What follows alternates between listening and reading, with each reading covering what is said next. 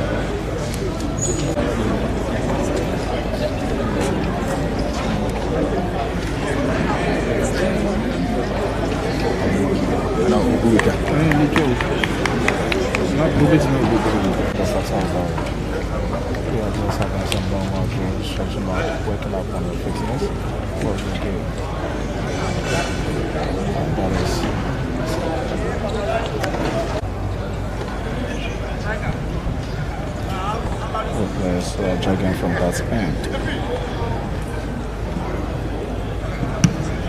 We have the official in the middle of Jordan PRU, SEC ball.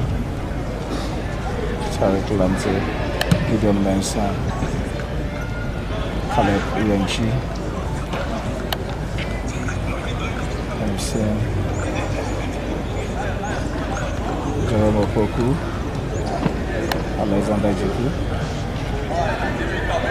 Joseph Pensel,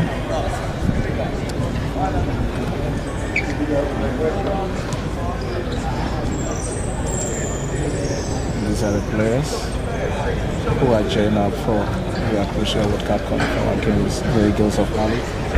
God willing, tomorrow, other class hosted in same venue as only 7 p.m. Ghana time. We've seen Jerry Afiyu, we've seen Christopher Bambonsu, Jerome Opoku, Antoine Sinema, Ibrahim Osman. We've seen Jonas Ejiojote Kosisibo, Caleb Ilenchi, Gideon Mensah,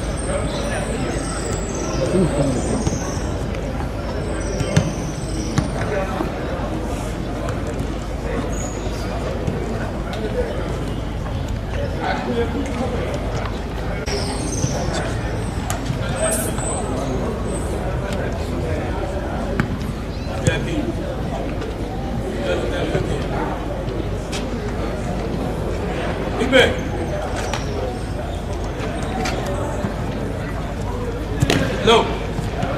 50 minutes last month.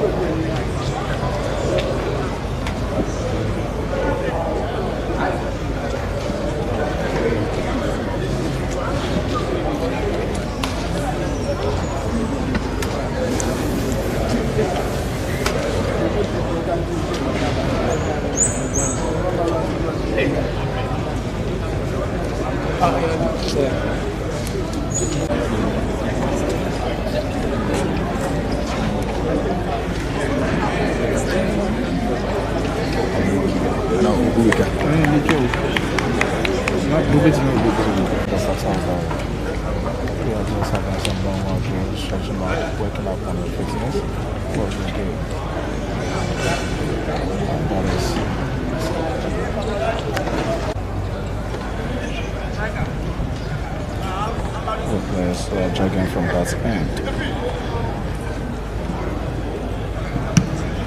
We have the official in the middle of Jordan PIU, SEC ball.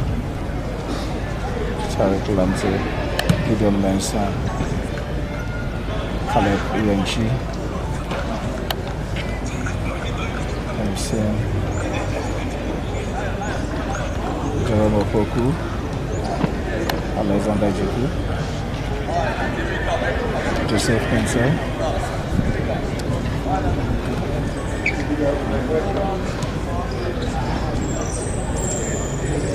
these are the players who are joining up for the crucial World Cup qualifier against the Eagles of Mali.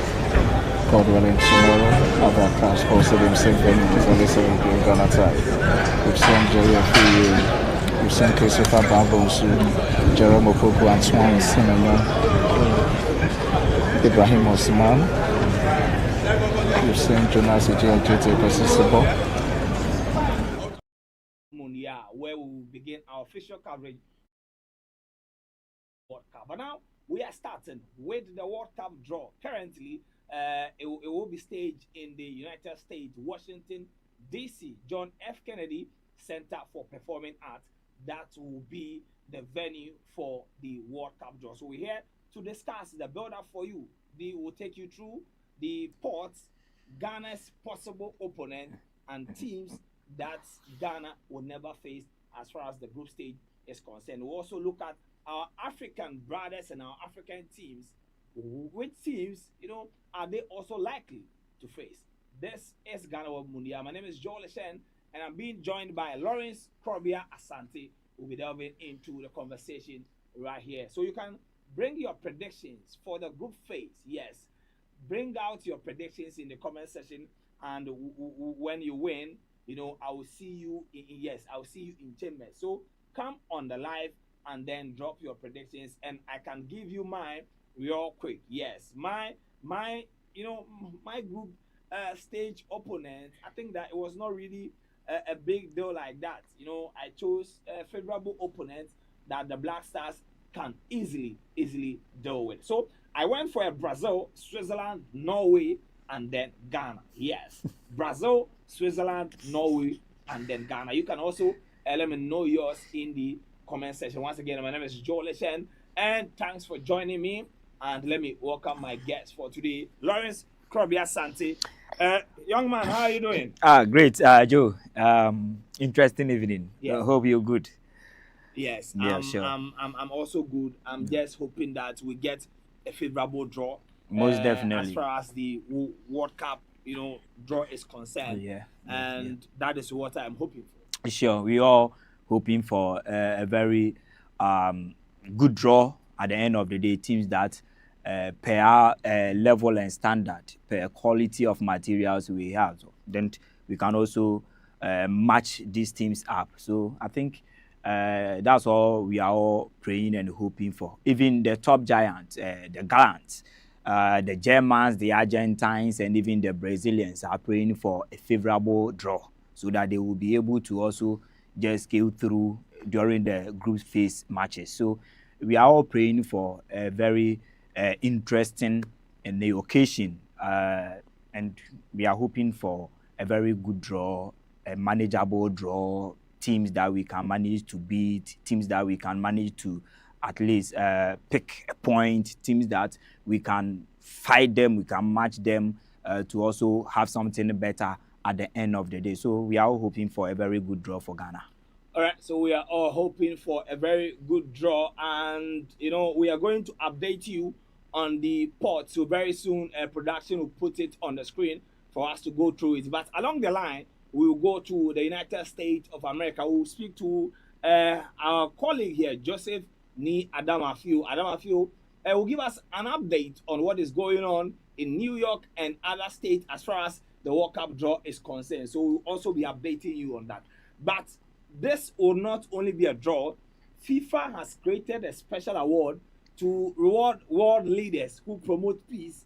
And based on media reports in the United States, it is clear that the president of the United States, Donald Trump, will be the first recipient of the FIFA Peace Award. We'll go into that. And also, Iran will not be at the World Cup draw because about 60 to 70% of their delegation were denied visas to the United States. So Iran decided to boycott the draw entirely. We'll go into that and the political tensions between these two countries ahead of the Mundial. So let's go through the ports, and if we'll get to the port on our screen, then we'll take it from there.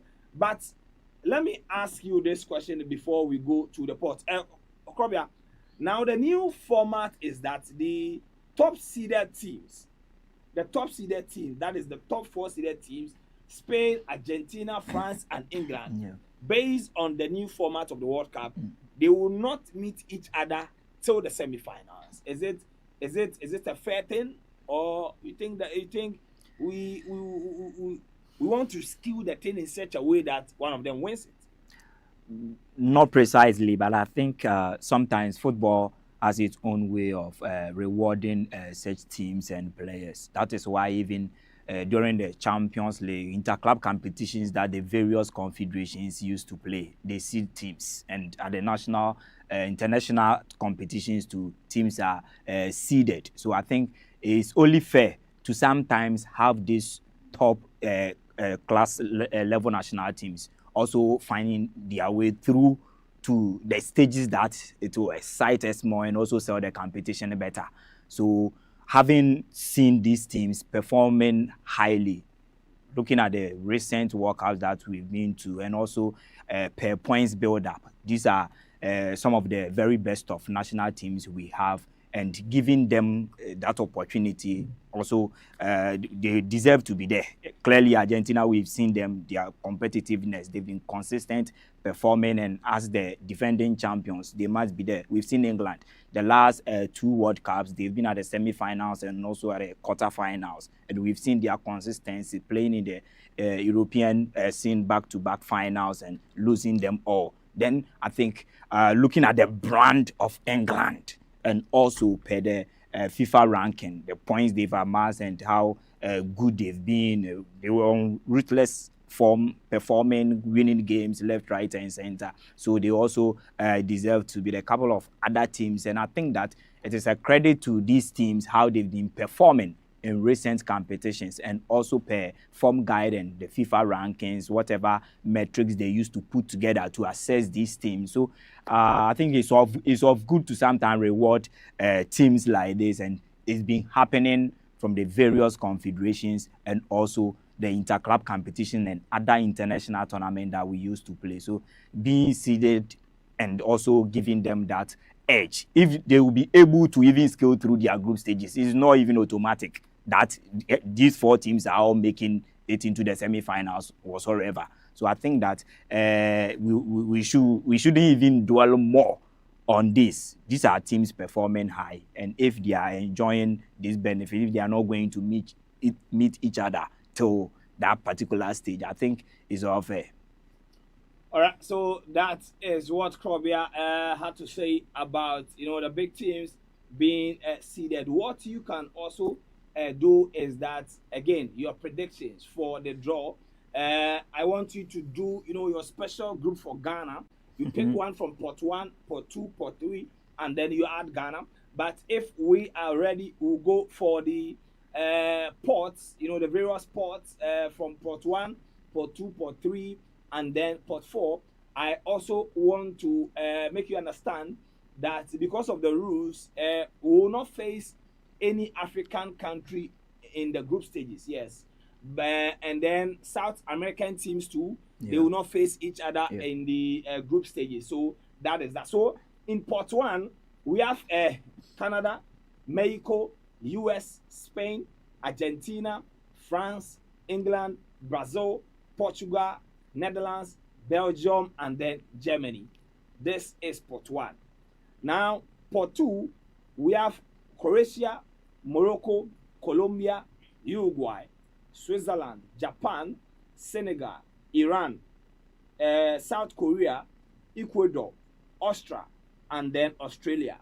Pot 3, we have Norway, Panama, Egypt, Algeria, Scotland, Paraguay, Tunisia, Ivory Coast, Uzbekistan, Qatar, Saudi Arabia, and South Africa.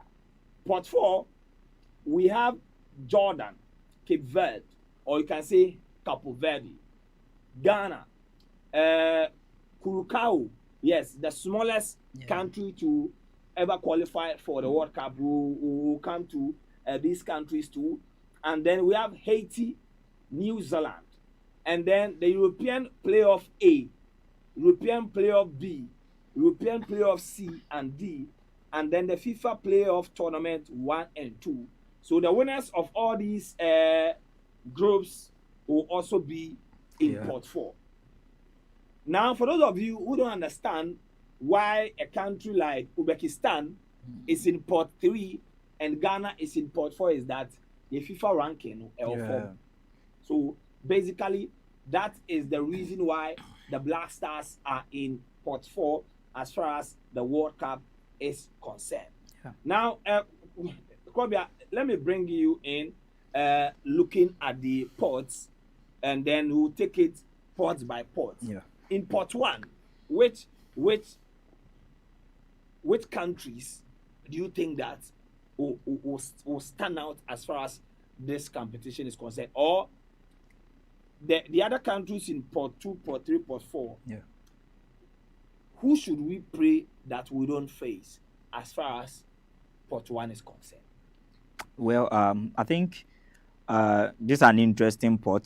The top national teams, the top performing national teams are here, and United States of America, in fact, their performance, nothing to write home about, but because of having the time to host the competition, so they also find themselves here in pot one. So not all of the national teams who are in pot one are doing better than some of the countries who are in pot two, pot even to extent of pot four.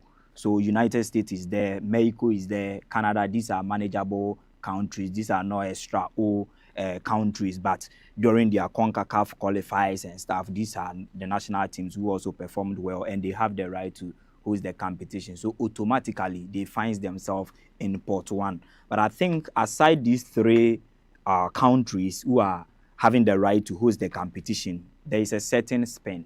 We've seen the growth of this Spanish national team under the tutelage of Luis de la Fuente, the kind of performances they've been putting across. In the European scene, we saw them against England throughout to the grand finale, and they won the European competition. Then they've shown that consistent level of play under Luis de la Fuente. They've been winning games convincingly and also giving a performance in every single game they play. We witnessed them during the World Cup qualification under UEFA, and they were just in blistering form, qualifying and beating teams for fun. So this is another strong opposition in the pot one. Then again, you comes back to Argentina. Lionel Scaloni still doing his job as one of the youngest managers today in the game, and he's been doing so well from 2022 to date. He has managed this Argentine side so well. They have even some of these players who are applying their trade in Europe. They are not even getting playing time. But whenever they get into the national team of Argentina, they are seen different. And this is the handiwork of Lionel Scaloni. Argentina have everything, and they play as a team. Individually, they have their individual quality, and as a collective unit, they give that performance you will need from a top-level national team like Argentina. And I think that they've also been able to have the qualification, a very good qualifying round during the CONMEBOL qualification, and they also even topped the group at the expense of Brazil, the Uruguayans, and the emerging forces like Colombia and Ecuador upon other top-level performances they also put across during the qualification. Then France, 2018 champions and 2022 finalists. The consistency is there. If there is any competition again for France to clinch, coming 2026, they should be able to. Winning in 2018 and coming very, very closer in 2022, playing in the finals. And in the second half, we saw the game they gave to Argentina. And this time round, looking at even Kylian Mbappe, he has doubled up his performances for both club and country. Coupled with Ousmane Dembele and the likes winning the Ballon d'Or, they have the quality and the proper materials to come in very strongly and also compete. So there is France and the Three Lions of England.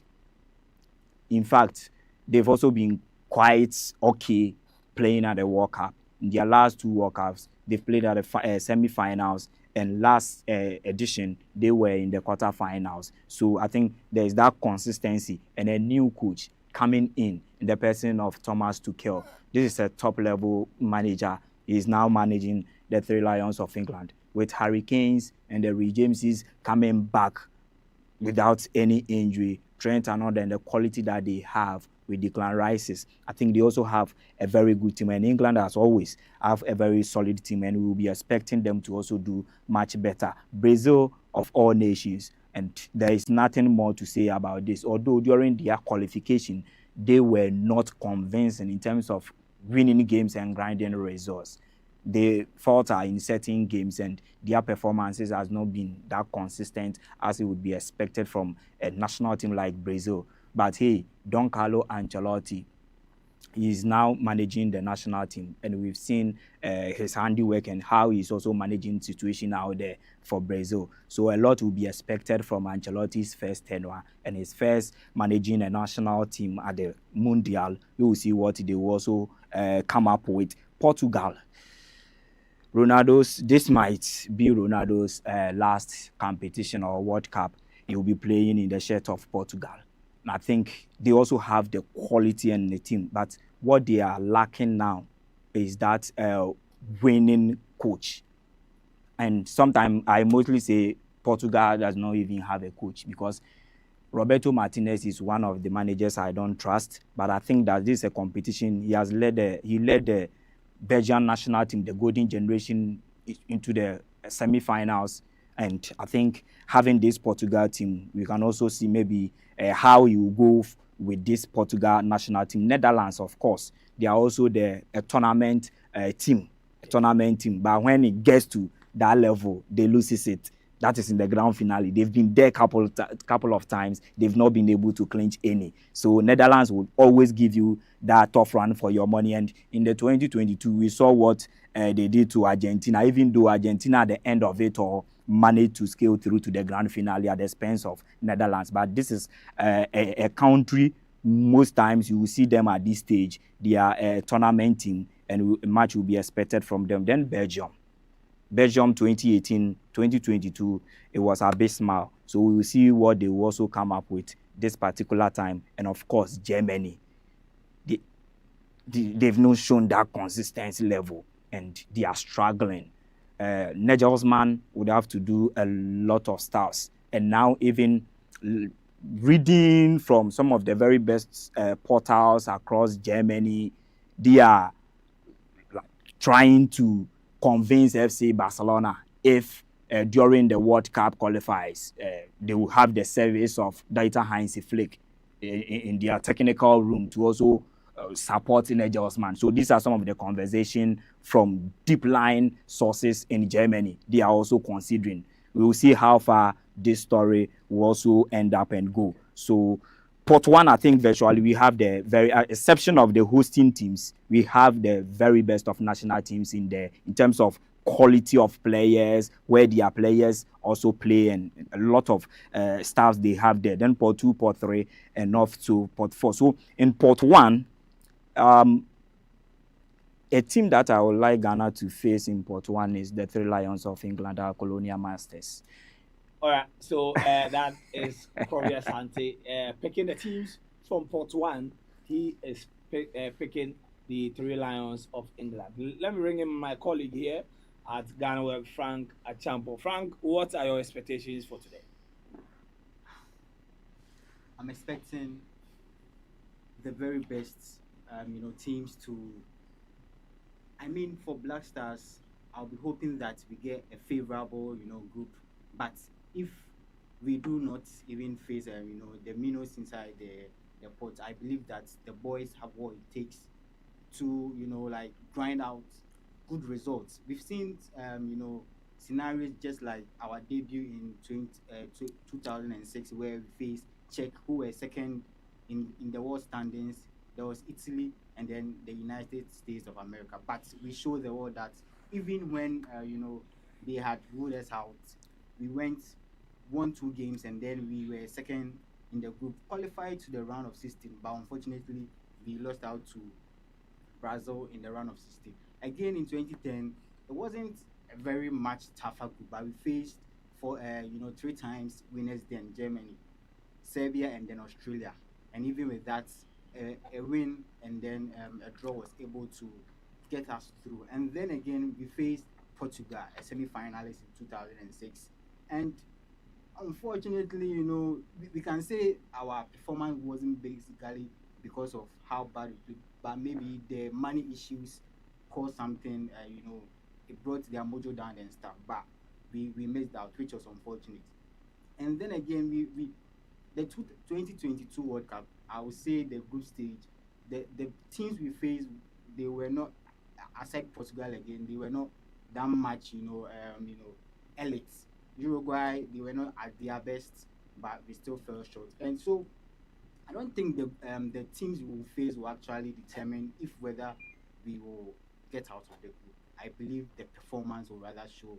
And even if it's Spain, Norway, Scotland, I believe with the best of performances, the Black Stars, the players, the technical team, with the brilliance of put Otoado, the auto ball, if it's in full motion on the day, the Black Stars, no matter the team we face in the group stages, we are going to progress to the round of 32, and hopefully we make history at the end of the tournament. And hopefully we'll make history at the end of the tournament. That is what Frank said. Still going through the pots. So we've tackled pot one. Yeah. Now let's go to pot two. I want it back on the screen again. Yes, like doing addition and subtraction. Let's get to the pot two again. And I want to reiterate the point that it is based on your FIFA ranking. Yes, based on your FIFA ranking. Wherever you are depends on your FIFA ranking. So in pot two, we have Croatia. Their best place at the tournament was finishing second in 2018. And the Atlas Lions of Morocco, the highest rated African team in the world. Morocco is there, semi-finalist, first African country to do that. We have Colombia, their best finish semi-final. Uruguay, they are 2 times world champions. The first and second edition, 1934 and 1938, they won it, of course. The 38 was rather Italy. Yeah, so Italy. yes, so they beat Brazil in the Yes. 50. Yes, Yes, and then it was in the maiden edition. yes, and then and then yes, and we also have Switzerland in pot 2, Japan in pot 3, and the Teranga Lions of Senegal, first African country to get to the quarterfinal stage as far as the World Cup is concerned. They are also in there, and I need it back on the screen, please. I need the draw back on the screen so that we go through the various ports, and we take it where we take it from there. So that is port 2 also for you. Now port 2, I'll start with you, Frank. And again, we have Iran there, but talking about Iran, they boycotted the tournament. Frank, what do we know about Iran, and why about 70% of their officials were even denied visas in the first place? It's the geopolitics surrounding Iran and United States of America. But even that, some of the contingents were given tickets. Yeah. So I don't, know. They got their visas approved. I don't know why. All of them. Imagine the whole technical, management of the Ghana Football Association decide to, take everyone at the FA to the draw today. So they did not tell Iran that we are not allowing you people to show up, but they just restricted the number of people that were supposed to go. And Iran, for all they know, they are just, heartbroken that because they feel United States are playing politics in this kind of thing. The FA president was denied visa. But there are people who were granted the Yes, visas. only the playing body. yeah, and Yes. But as far as administration is Yeah. concerned, all of them were denied visas. But once a contingent is there, I'm not sure it's a plot. Yes, you would say the whole FA president should be there, but if they are not there, it's just you going to listen or even watch the teams you are going to face. So I'm not sure it's a big deal, but they've made a whole big meal out of it, and it's almost everywhere. And talking of Iran, I like in every World Cup they've shown up.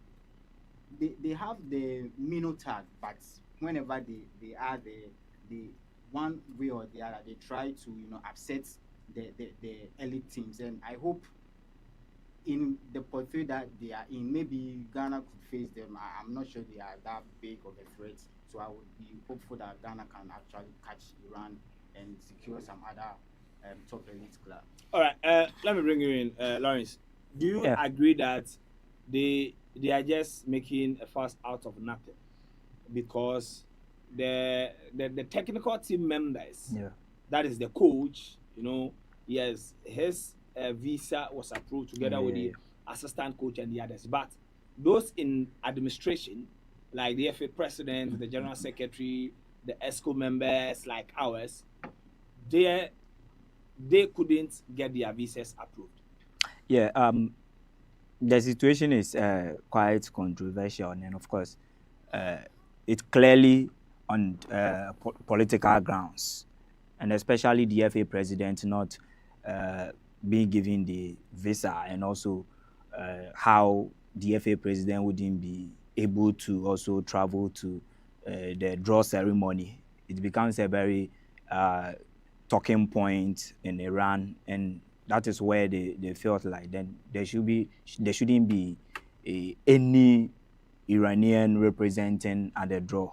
But I think per the latest news and pop-ups that are coming is that the head coach will be there. The head coach will represent the Iran, and also other one or two officials will also have the access to also be at the draw this particular evening. So we will see how things pan out so far as this whole issue comes to play. But I think that is more of a political thing. And if you read deeper into especially the FA president, Mehdi Taj, it's more like the Roman Abramovich issue.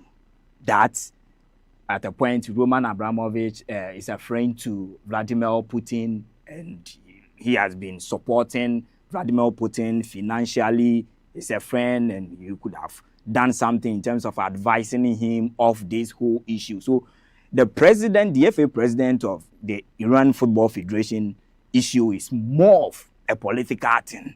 And if I am linking, having read deeper into this particular man, Mehdi Taj, is more of the Roman Abramovich issue, tagging him off having an affair or an affiliation with a certain leader. So for so doing, there's no need to grant him the visa and whatsoever. But I think that with all this, it is part of the system. We cannot do anything about it. It is part of the system. Now, what is coming is that others have been given, and they've also decided to, represent the country at the draw. So let's see whether they will be there or not. Then after, if they were able to represent, we will have a different say. If they couldn't, then that will also raise another topic to be discussed. So I think that it's more of a political thing, and we have no room to, get this solved. This particular, no, it will be very difficult. Even for those at the FIFA level, it will be very difficult to solve this situation. When it comes to this political issue, it's very, very huge. All right. So when it comes to these political issues, it is very difficult for FIFA to step in. But what I want to say is that if it was any other country, the US probably would have been the first to call out these people. Like I keep saying, drop your drop predictions. Yes, drop your drop predictions in the comment section, and then on the live feed. Now, let's go on YouTube, and I'll try and then read some reactions for you. So, Mehdi Jao says Iran, and Edu Boahen says, I am watching you live from Kumasi, Brahman. Okay, Edu regrets you. Third Court TV, great show by all standard. Please kindly check your sound. It has been checked. In Kansan, Michael said, we need good group. Okay, Real Boga says Ghana. APG or boy also says Ghana. We need your predictions. Check the standings. Yes, 1, 2, 3, port 1, port 2, port 3. Which countries do you think the Black Stars will meet? Let me go on Facebook. Keep the good job. That is from Amos Adams. FO says that's excellent. Angelica gave us love emojis and all that. Theodora Odame Odami says, well done, GhanaWeb. You're doing lots. Thanks very much. We need your draw prediction. So kindly do that for us. We are also trying to link up with Joseph Neil Adamafio in the United States of America to get some updates on what is going on. So let's get to the report back on the screen and see what we can do before we start doing the build up small for the draw. Now, Columbia Pot 2, give me your top 3 dangerous teams in Pot 2 that Ghana should avoid. Well, I think one is Switzerland. They're very dangerous side. Switzerland. In fact, I watched them during the Euros, and they have a very good team. They don't have that top names anymore in the European scene. They don't have it, but they have a team. They have the individual players who are playing for quite very good teams. And they've been put together so well, and they are playing so well in the shirt of Switzerland. So they're very, very difficult side that I've watched. In fact, during this qualification also, I think that going forward, this is another team for us to watch out for. Switzerland, they will do a lot of good in the Mundial. So they are a very good team. Then again, Colombia from South America. During the qualifiers, they were doing so good. They were winning games and competing highly. They also have their fair share of quality that they possess. The Luis Diaz's and James Rodriguez. James Rodriguez has today been like Mexico's Guillermo Ochoa. Is a tournament player, a competitions player. So during the qualifiers, and even the Copa America that was held in the United States of America, yes, he won the best player at the expense of all these gallant men playing for Argentina. So this is the kind of player we are talking about. He's a tournament player, and every tournament, these players are players to be watched. And I think that he will give a very good account of himself for the Colombian national team. Luis Diaz is in blistering form for Bayern Munich, and he has shown that consistency level in the Colombian shirt. And they have some very, very good individual players playing for some very good teams, middle table teams, and they are doing so well individually. And what worked well for this national team sometimes is that over here, it is the understanding.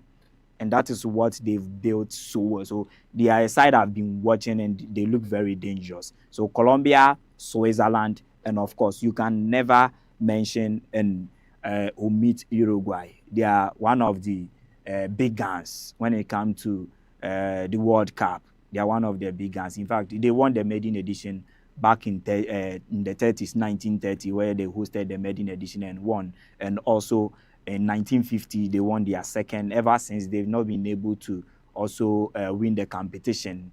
And now they have one of the finest European coaches, Marcelo Bielsa. And they have their fair share of players also playing their trade in Europe. The Matteo Oliveira now leading the left back for Napoli. You have Roberto Bentancur playing for Tottenham Hotspur and the likes, Federico Valverde's playing for Real Madrid. So they also have their fair share. Darwin Dashing Nunes, they are playing in Saudi Arabia, and their quality has never been in doubt. So these are individual players. They look very dangerous in the national shirt, even more than when they are playing for their respective clubs. So this is another national team I fear the most in so far as Porto comes to bear. So it is Colombia, Switzerland, and Uruguay in Porto for me. All right, so that is Lawrence Krobia Sante. I think that I have some predictions here. Nasset King watching it live from Holland. Keep the good work up. And Yusuf says, good job. I'm watching you live from Qatar. Richard Amwakun. Peter Ahin says, Canada, Austria, Uzbekistan, and Ghana. Yes, Canada, Austria, Uzbekistan, and Ghana. And another one is also predicting, that is Caleb. Caleb is predicting US, Iran, I don't know the other flag, and then Ghana. Isaac Danso says we have to be ready for every team, no fears. Yes, every team that comes, we are going to beat them. That is what Isaac Danso says. Yusuf Chipsa says watching you live from Italy, Benevento. My name is Javan Raju from Bangladesh. Yes, you there, you didn't qualify, so you can come and support Ghana, Ghana like that. So Bangladesh, come and support the Black Stars. Ejenim says, good luck, Ghana. Johnny McQueen says, Switzerland ain't a difficult nation. Yes. So Switzerland's best ever finish at the FIFA World Cup is quarterfinals. Yeah. They've reached the quarterfinals 3 times, Yeah. 1934, 1938, and 1954 when they hosted the tournament. They've never reached the semi-finals, and in modern times, their best finish has been at the round of 16, 2006, 2014, 2018, and 2022. So it seems the Swiss national team, they've been consistent. The second round, yeah, as far as the tournament is concerned. So this is some of the reactions. Isaac Akon says Ghana, Norway, Uruguay, and then Canada. Interesting one there. APG Oboy says USA, Iran, Ghana, and Canada. Your group is not possible because we cannot have 2 host nations in the same group. So APG Oboy, please kindly come again. So Frank, your best 3 teams in pot 2 that Ghana should avoid. Joe, I believe as a team going into a tournament, you would want to meet the best teams. I mean, if you beat the best teams, that's when you become scary to the others. Morocco going all the way out in 2022 was, because they beating Spain and then they getting a mojo and then going on to beat Portugal. So I would wish we avoid some of the bigger teams, but as a football loving person, I would want Ghana to go out there, face the best teams, beat them, and make a statement. I mean, imagine Ghana meets Spain in the first group stage, and then we beat Spain by 3-0. In your next game against maybe Switzerland or Croatia, you carry some sort of fear around you, some sort of aura around you. Aura. Yes, aura. and that aura alone will make coaches think, how are we going to, stop this attack, or how are we going to break this midfield? I would love Ghana to have the easiest of group games, but for Ghana to have that fear factor, sometimes you need luck. Maybe you need luck to win tournament, but sometimes also you need that fear factor. Germany 2014. I mean, even before they faced Brazil, we all knew Brazil were good. They were, but with the kind of ball Germany were playing back in 2014. As far as that game is concerned, no, let us. You see, no, I'm saying that as far as that game is concerned, let us be honest to ourselves. Yeah. The spirit of that Brazilian team was gone. Yeah. Especially with Neymar's injury. In that particular game, they didn't lose only Neymar. Silva. They lost Neymar and Thiago Silva. And who came to replace Thiago Silva? It was Dante. Two leaders. And me and you, Frank, including everybody watching us, we know that if you play Dante and David Luiz, complete disaster. Excuse me for my word, but about that for me, like there is and the goal there is no leadership. And the goal that they scored, it was clear that if Neymar was in that team, if Thiago Silva was in that team, probably it would have been. Even if they were going to lose, it wouldn't have 7 goals. Because the entire country, the entire Brazilian country, when Neymar and Thiago Silva were carried everything everything went there. So, but I like your youthful exuberance thinking that we need to face Spain. If you want to be the best, You have to beat the best. Oh, okay. No, but in football, in the early stages, you need certain teams to build teams' confidence. Yeah, you need certain results to build teams' momentum. You need certain teams to play, grind results to get your players into that winning shape. And when you start playing against these top teams, a first loss sometimes destabilizes the team spirit. So that is why when teams are preparing towards a season or a tournament, they go in for a minus preparatory matches to just shape up the team, get the mental toughness of these players, this collective unit ahead of other tougher assignments.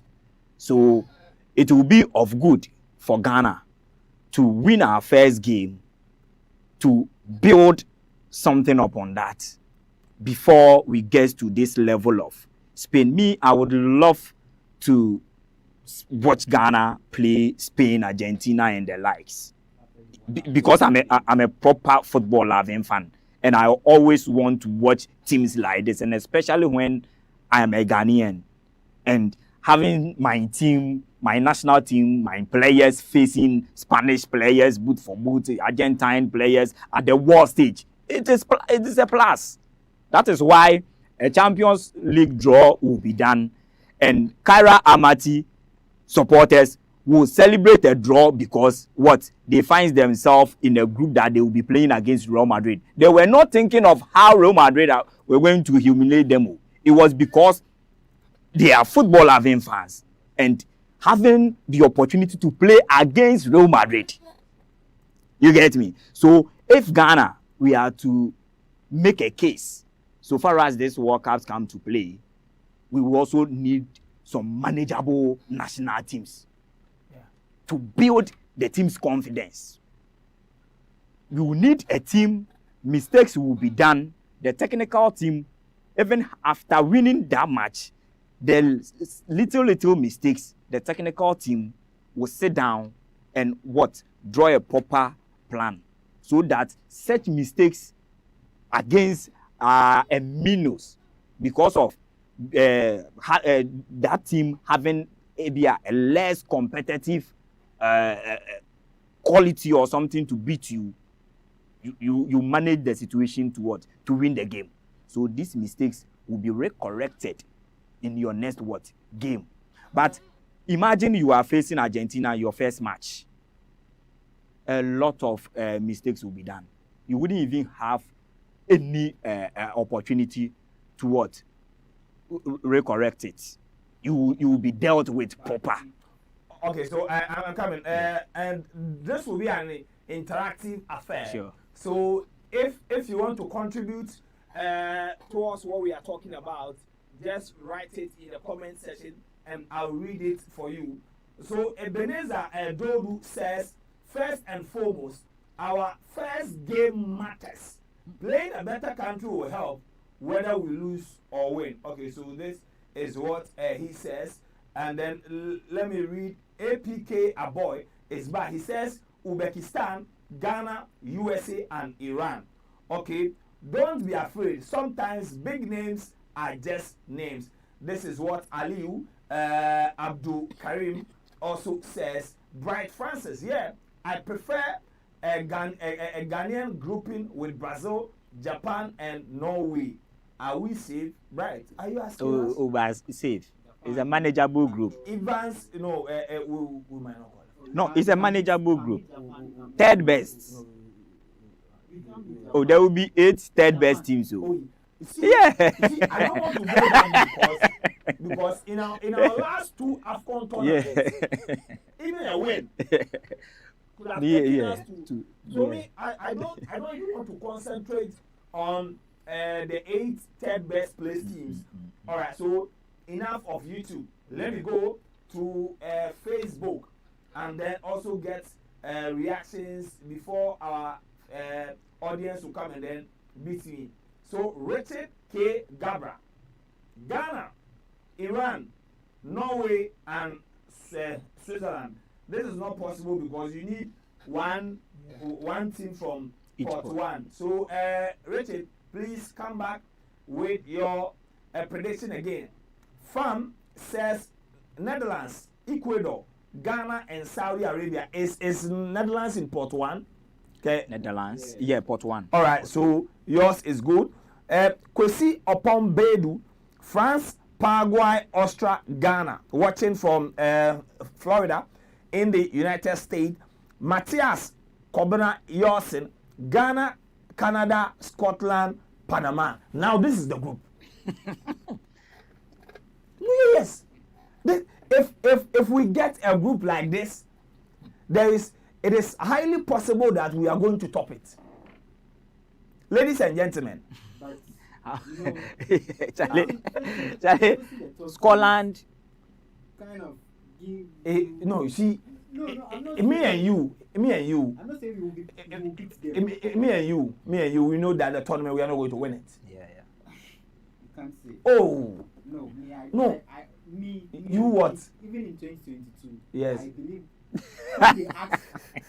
when they asked my prediction who was going to win the tournament, I said Ghana. Yes, I got reactions just like what I'm having today. And sometimes, you would think, oh, but it's a tournament, like Ronaldo's words. Yeah. but 7 game, but this will be like 9 game But tournament. see, I'm telling you that this will be the ultimate group for Ghana. Scotland. But Ghana, If you beat Scotland, what are you learning from it? Ghana, Canada, Scotland, Panama. If you beat If we get a group like this and we top it, the likelihood that we'll meet any better team in the round of 16 is very slim. Yeah. So if we're a Ghanaian, I honestly believe that this is a group you should pray for. No. And with every available Ghanaian player, excluding Edin Ketia and then Callum Hudson-Odoi, Yeah. we can whip all of these. Oh, we can whip. But then after beating them, what happens? We I mean, will love to also watch our stars yes, play you against don't some have of to these like top test your Yes. strength. At least At the- one yes, you have one to or test- two. At the quarter-final stage, if we get Spain Yeah. or England, Yeah. like, you see, then if your momentum and then your confidence is up, It's very important. It's very Serious. important. The group stages is very, very That's why important. you need to beat the best teams. It's very, to go very there. important You to don't shape need up you don't need shape to up beat, your see, team you well. need Yeah. to beat the best teams. You need to qualify. You go into the tournament with a plan, and you also have to learn, how to vary your tactics.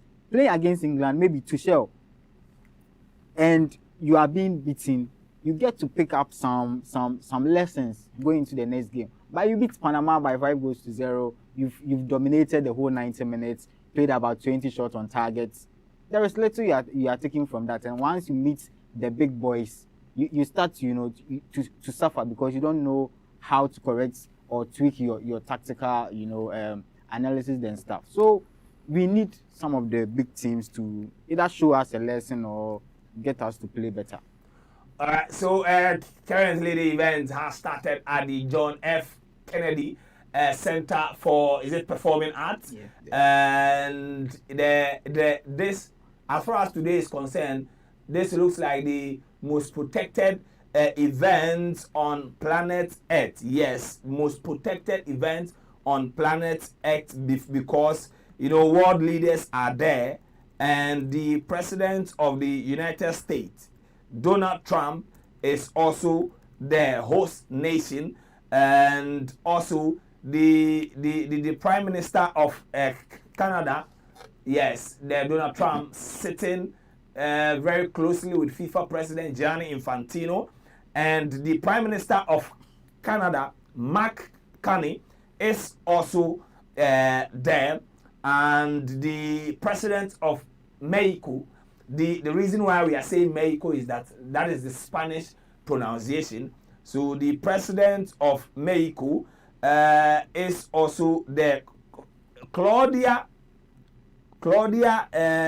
Sheinbaum, yes, she is also represented. And then let me remind you, that the one who will conduct this draw is Manchester United and English legend Rio Ferdinand. Yes, will be a conductor against alongside Samantha Johnson. She's a broadcast journalist. Ellie Malin. This will be your Ellie will be your red carpet host, but the conductor and co-conductor will be Rio Ferdinand and Samantha Johnson. Draw assistant Tom Brady, 7 times NFL champion, will be in the Aaron Judge, Shaquille O'Neal, basketball Hall of Famer. These are the personalities who are going to conduct the draw. But now let's talk about the minus as far as this group is concerned. There is a country called Curacao, the smallest country to ever qualify for the World Cup. Korea, what can we say about this particular country? Yeah, I think they've done so well, and this is not even a football nation, but how football has evolved, and going forward, there are a lot of countries who were not used to partaking in these top competitions are all currently part of FIFA, and also manage to also have the feel of this competition, and also train individuals who are aiming at also becoming footballers, and also registering other players from different countries to also be part of their national team. So Curacao is one of the smallest country also making a history so far as this 2026 World Cup also is concerned. And now they will be doing with certain countries like Jordan, Cape Verde, and then Haiti. They are all making their debut at the Mundial. So Curacao, they are from the CONCACAF Federation, the Central and North, whatever, plenty.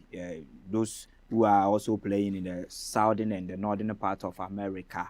So that is where they are also coming from. And they have a lot of individuals who are blacks. These players, a lot of them are blacks players. A lot of them are black players. And they are also luring players from different countries who are not being looked at by their country, their top countries. Then they will put them together, and now they found a very difficult and a very entertaining team. I've been watching them sometimes against the Canadians, the USs, the Panamas, the Jamaicans during the CONCACAF tournament, and also other qualifying matches they've been playing, and they are doing so well. That is why today we have Curacao here also representing and making their debut. So we are going to witness a very interesting country making their debut at the World Cup, and to see how they will also fare and what these individual players they've assembled, and how the whole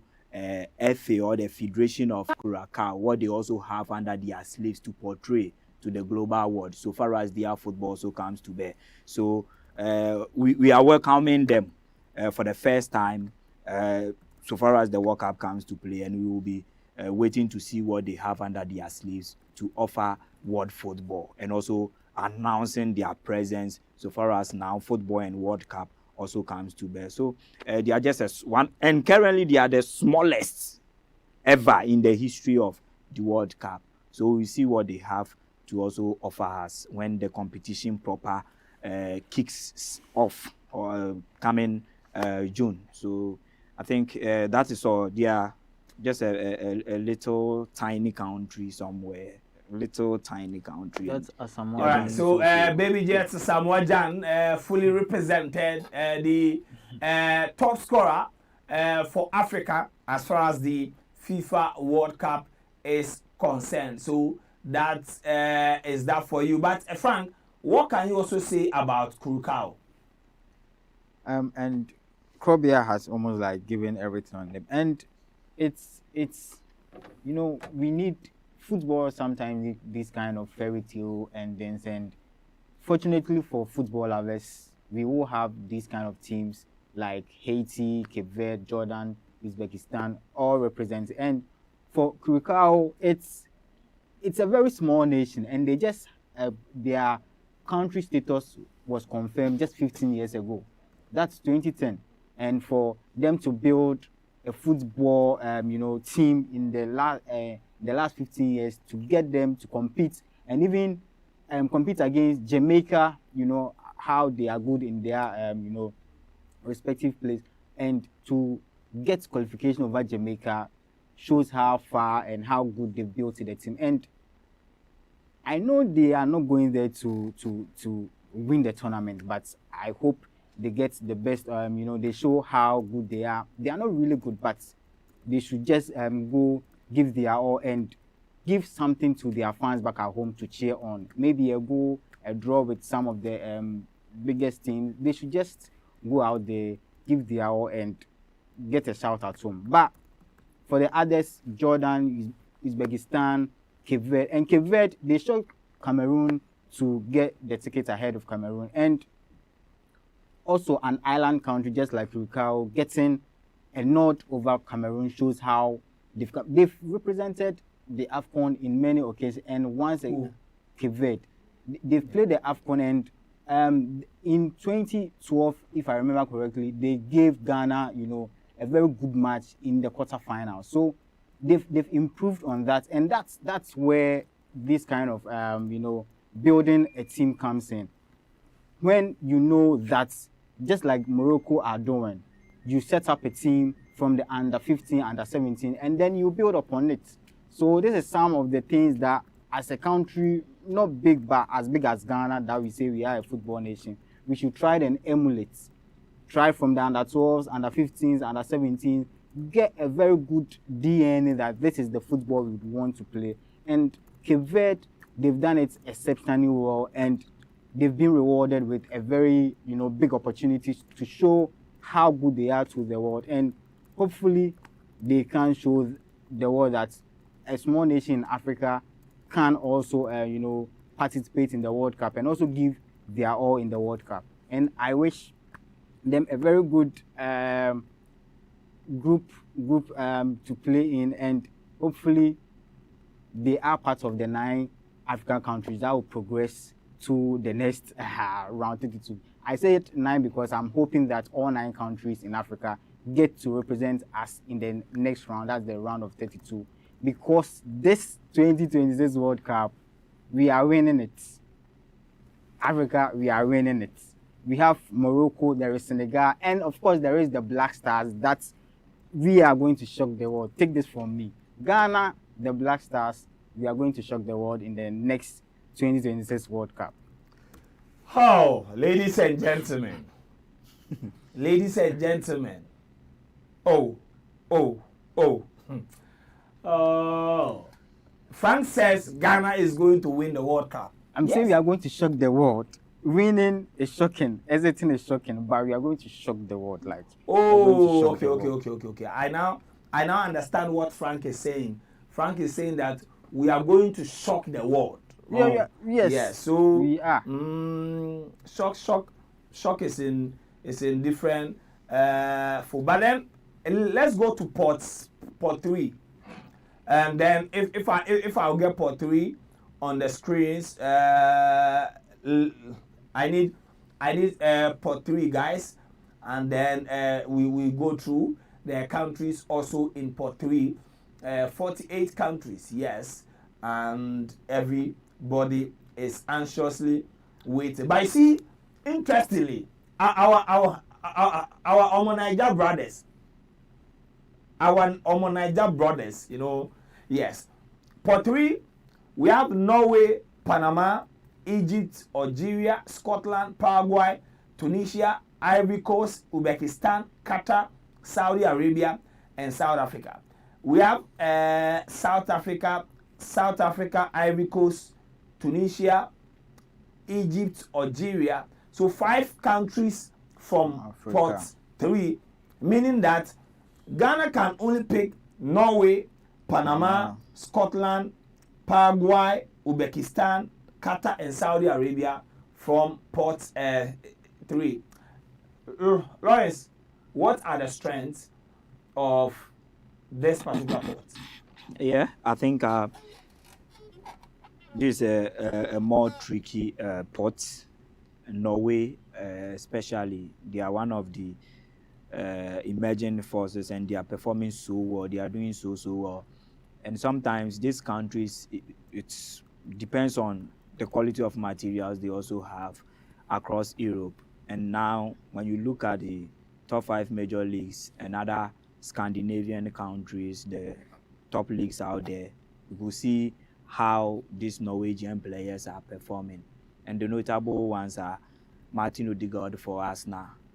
We know of this guy's quality that he possesses, and we know of a certain Erling Haaland. How many top countries today even have the level of Erling Haaland leading their lines? So these are some of their players. Alexander Sorov. These are players who will be donning the shirt and doing the work for Norway. So they have their fair share of quality, and they have top level players also playing their trade for some of the very best of clubs in Europe.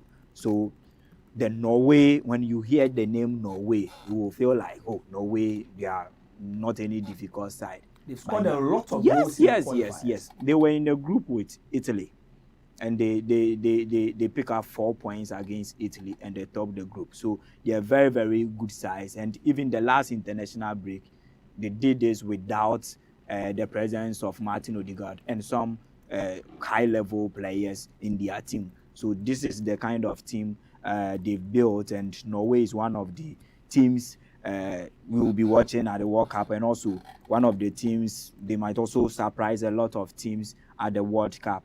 Panama, gradually, they are also showing their consistent levels when it comes to securing a spot for the World Cup proper. And 2018, they were there. In fact, they were in the group against England.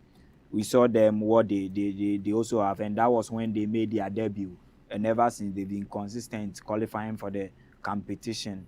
And you watch them, last part, they were part of the Copa America, the last edition they played, and also during the qualifiers. They've been very competitive also playing there. So they are another minnows in terms of name, but if care is not taken, these are some of the countries they will surprise you, because chunk of these players they have out there are African descent players, and also part of these players from CONMEBOL.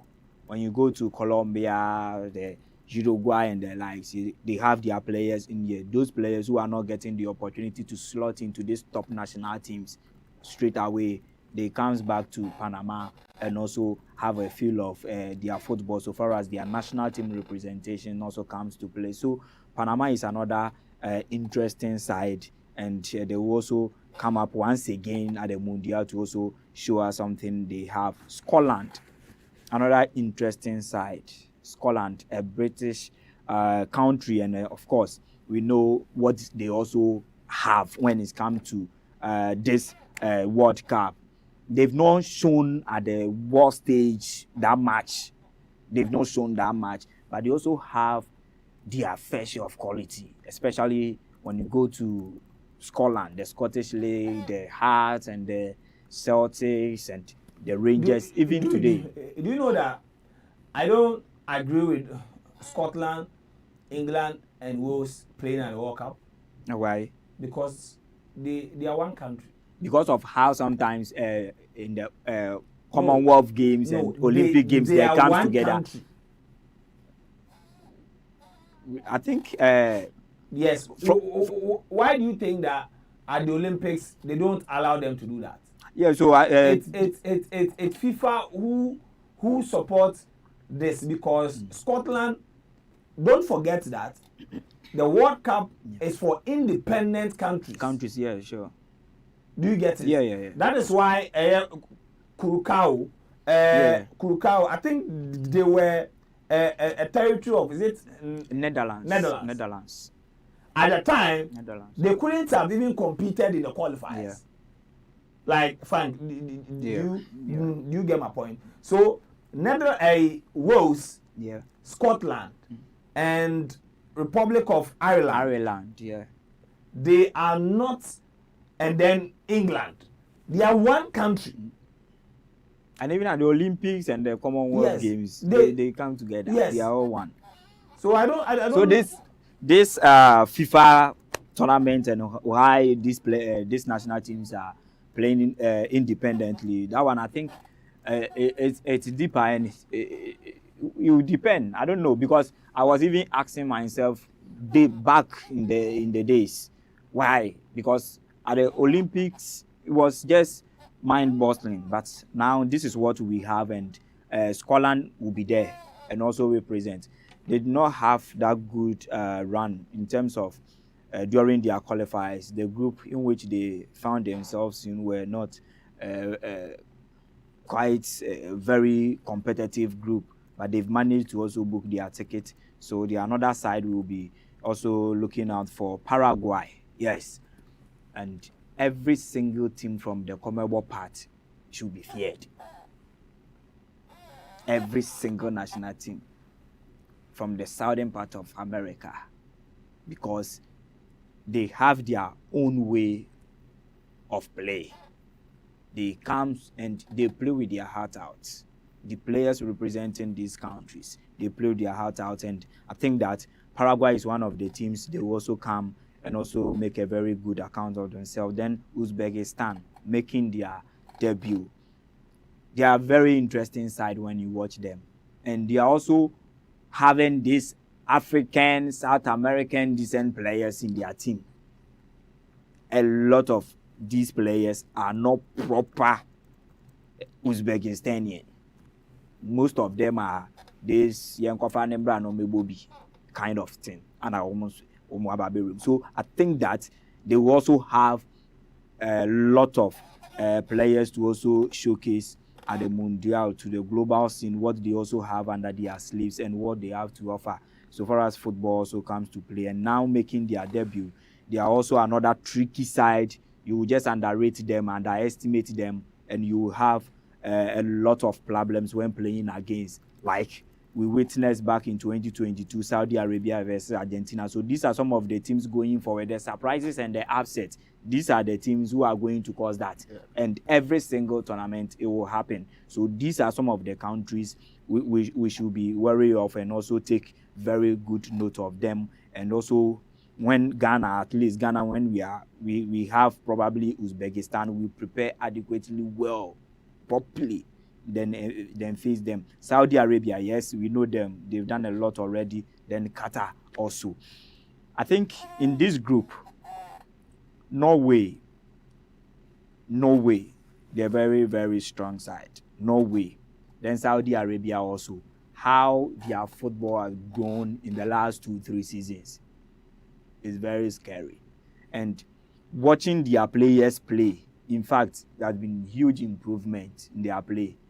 What we witnessed back in 2022 from these Saudi Arabian players, they've added a lot of science because of how their football is so thriving now. They've added a lot of science. They've learned a lot, and their individual performances and whatever, they've improved upon that. So a lot will be expected from Saudi Arabia. And now where their football is also heading towards, and also improve them so much that, and they will be coming with another top quality coach as well. So they are always a difficult side to beat, and I would choose Saudi Arabia, Norway, and of course Paraguay to be my top 3 teams in this particular pot. But I will be hoping to see Ghana play against Scotland. Yeah. All right. So whilst there are performances going on at the auditorium, let's cross over to the United States of America and speak to a senior colleague. Derek Ayim is in the United States, and Derek will brief us on what is currently going on. How is the World Cup fever? You know, like in the US, the way Ghanaians are anticipating the tournament. Derek, is it the same in the US? I mean, pretty much it's nothing different. We saw how the turnout has been in Washington, D.C. Today. I mean, somewhere around, it's like 12:14 p.m. here, I mean, in the US of A. So we see the turn up there. Every single journalist trying to be there to know what or where they are uh, various national teams are going to play against. So it's quite a exciting times for people to really know what is happening today. So obviously, yes, the excitement is there, the anticipation is there for everyone to see, and obviously, if there's a turn up of the president of the land, that is Donald Trump, also there with the wife. So it means that it's it's much expected.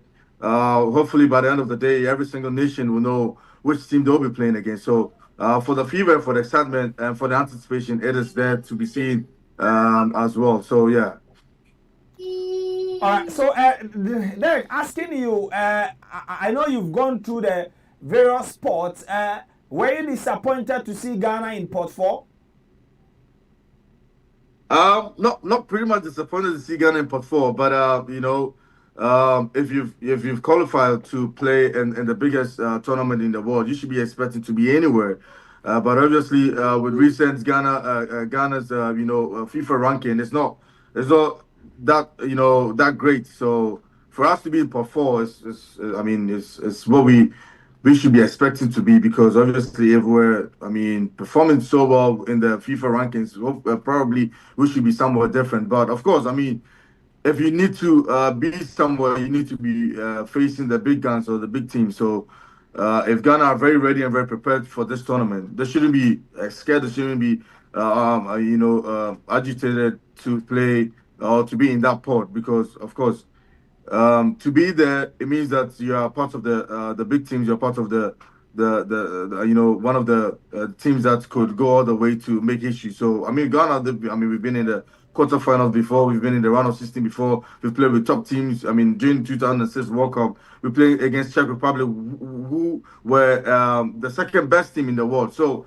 for Ghana, we don't really think about who we are going to face. It's just that we need to look above our shoulders and say that we are here to compete. We are here to make sure we can make history. So I think we shouldn't be really, fussing about being in pot four, because we fought so hard to be in this competition to compete. All right, we fought so hard to be in this competition. Now let's go to the various ports. Which countries do you think that it will be best for Ghana to avoid, especially at the group stage level, from pot 1, 2, 3, and 4? Which countries do you think that if we are able to avoid, maybe our qualification to the second round might be possible? But Joe, just quick one. Quick one. I just want to run through the pots again. Then, or if you have it, you can just run me through the pots again. I can run you through it. So, Yeah. in pot one, we have the three host nations. We have Canada, Mexico,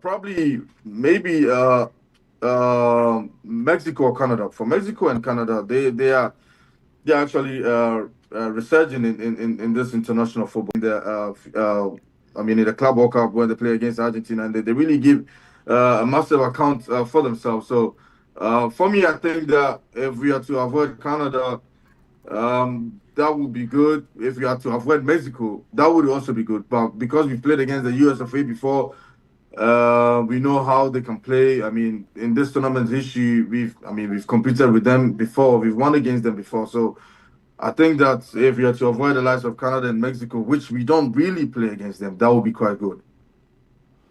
All right, so that is Derek's take for pot 1. Let me take Derek to pot 2, and then Derek pot 2. We have Croatia, Morocco. Of course, we can't meet Morocco because we are from CAF. Morocco, yeah. Yes, we have Yeah. Colombia, Uruguay, Switzerland, Japan, Iran, Korea, Ecuador, Australia, and then Austria. Yeah, I think for pot 2, it's very tricky. Obviously, yeah, we can't face Morocco. That's fair enough. But I think that I don't want us to face Japan either. For Japan, they are very a good side. We saw them. In a friendly game, and for me, I don't want us to face Japan at all. For Japan, there's a no for me. I don't want us to face Japan. And then for Switzerland, they are also another rock of a team when it comes to tournaments. We've seen them in the past tournament. What they beat Brazil. They give a account for themselves when they face Brazil. And so for Switzerland too, I want us to escape them.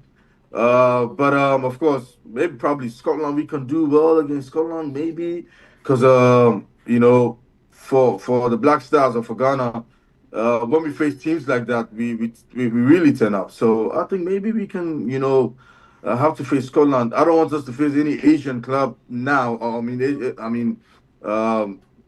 countries from Asia now because it doesn't look good for us when we play against those Japan, Korean.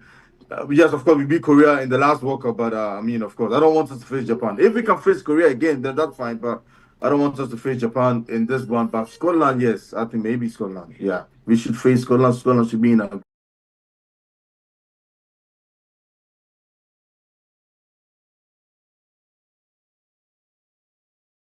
Pot 3, these are the countries in pot 3, and I'll mention without the African countries. Norway, there is Panama, there is Paraguay, there is Uzbekistan, Qatar, and Saudi Arabia. So actually, Scotland is in pot 3. So Yes. I think pot 2. Yeah. So I think pot 2. Australia. We faced Australia in Germany in 2006. So I think pot 2. In 2010, I'll rather. substitute Scotland for Australia. Yeah. In 2010. So I think that we have US of A. Ghana is in there. We have Australia, and then we have Scotland. That'll be fair. That'll be fair in the group, because Iran is another. See, let me tell you something about Iran. Iran is one nation that people don't really talk about them, but they really go far in tournaments. We saw them in Qatar 2022. We saw Iran also in 2010 World Cup, where Argentina had to struggle to beat them. They beat them by a goal to nil, and we saw that. So I think for Iran, I want Ghana to escape them. So I'm looking at the group like USA, Ghana, Australia, Scotland in the group, and then obviously the other ports. Probably we should pick some big teams, because Australia or themselves are also hard not to crack. They're qualifying for this tournament, and with the way they qualified and with the sort of players that they possess, I mean it's very dangerous if Ghana to make way, because I think that this team that we have is not the 2006 team that we had before. It's not the 2010 team that we had before. It's not obviously the 2014 team that we had before. So sometimes I feel a bit scary or a bit nervous to play in this particular tournament. But of course, to have Scotland in there, to have Australia in there, to have US of A in there, and to have like a best 2 to qualify, I think that the Black Stars of Ghana could sail through from that group. But of course, when the draw actually comes out, that's when we're going to know which team you're going to play. But if we have these teams, that'll be perfect for us. All right, so if we have these teams, that will be perfect for us. Now, let's look at the last spots, and then I take your group stage predictions, and then I leave you. Surely, I'll definitely cover. But pot 4, we have Jordan, Curacao, Let us skip pot 4 because we will not. Yeah, because Ghana is also in pot 4. Yes, Yeah, Ghana is yeah. also in pot 4. So going through pot 1, pot 2, pot 3. Derek, what will be your group stage prediction? So USA, Australia, Scotland, and Ghana. That's what I want. All right. That's what I want. USA. But of course, I mean, yeah, USA, Scotland, Australia, and Ghana. USA, Scotland, Australia, and then Ghana. Ghana. And Yeah. that is what Derek is predicting. So definitely, Derek is predicting that Ghana will be in Group A, and I think that this is a group that we can navigate. Yeah. I mean, if we have the US of A, we have Scotland, we have Australia. I mean, they're not. So we saw Scotland even beat Spain at a point in the in the Nations League. So I mean, Scotland they are resurging in this competition. I mean, this is the first time they're qualifying in so many years. So they'll like to make a name for themselves when they I mean kickstart when the competition kickstart next year. But of course, I feel like, or I believe that Ghana can actually do well against Scotland. So yeah, if we have Scotland in the team.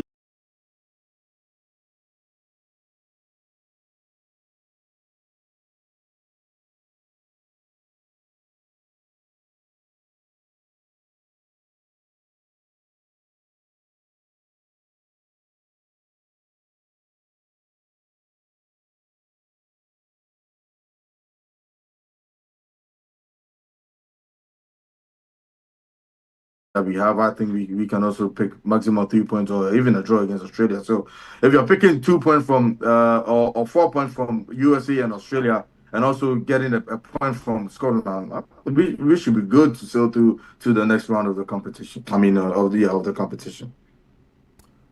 All right, so thank you very much, Derek. Derek, definitely will come back to you after the draw to take your opinion on that.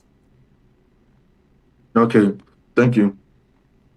All right, so that was Derek. I am a senior colleague, and now he's in the United States of America doing the job. So, guys, let me bring you in. You heard the group stage prediction from Derek. Yeah, I think it's okay. Australia, we've played them before, and of course Scotland. I've already said that I would love to see Ghana play Scotland. And what was his third country? Australia. No, Australia, US. Scotland, and US. Yes, US.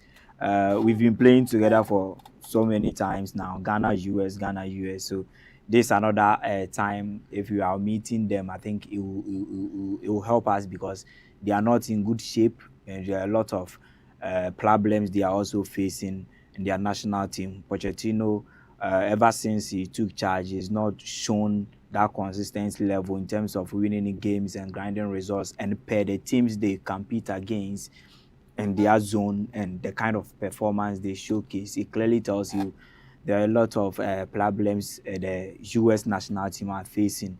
There were a session of their media personnel and also other tabloids from US reporting whether to still go to the World Cup with Pochettino because of the kind of job he has not shown that consistency. Player development in the national team has not gone up, and a lot of issues here and there. But hey, looking at how things are panning out, he will lead the charge to take them through. So we will see how things will go. But US, getting a US, I think it's quite of a manageable side. We can manage to override them. And also Scotland, I've said already, then Australia. I think if we are meeting these three national teams, the tougher opposition we would face will be Australia. All right, so let us cross over real quick to show you some images coming from the John F. Kennedy Center for Performing Arts. And I want to tell you that U.S. President, 45th and 47th, right? Frank? Yeah. 45th and 47th, Donald J. Trump has won the inaugural FIFA Peace Prize. Yes, FIFA Peace Prize. So Donald J. Trump has won this particular award, and these are the images you are seeing on your screen. Yes, FIFA President Gianni Infantino, and then Donald J. Trump. Charlie Frank, they're not Trump.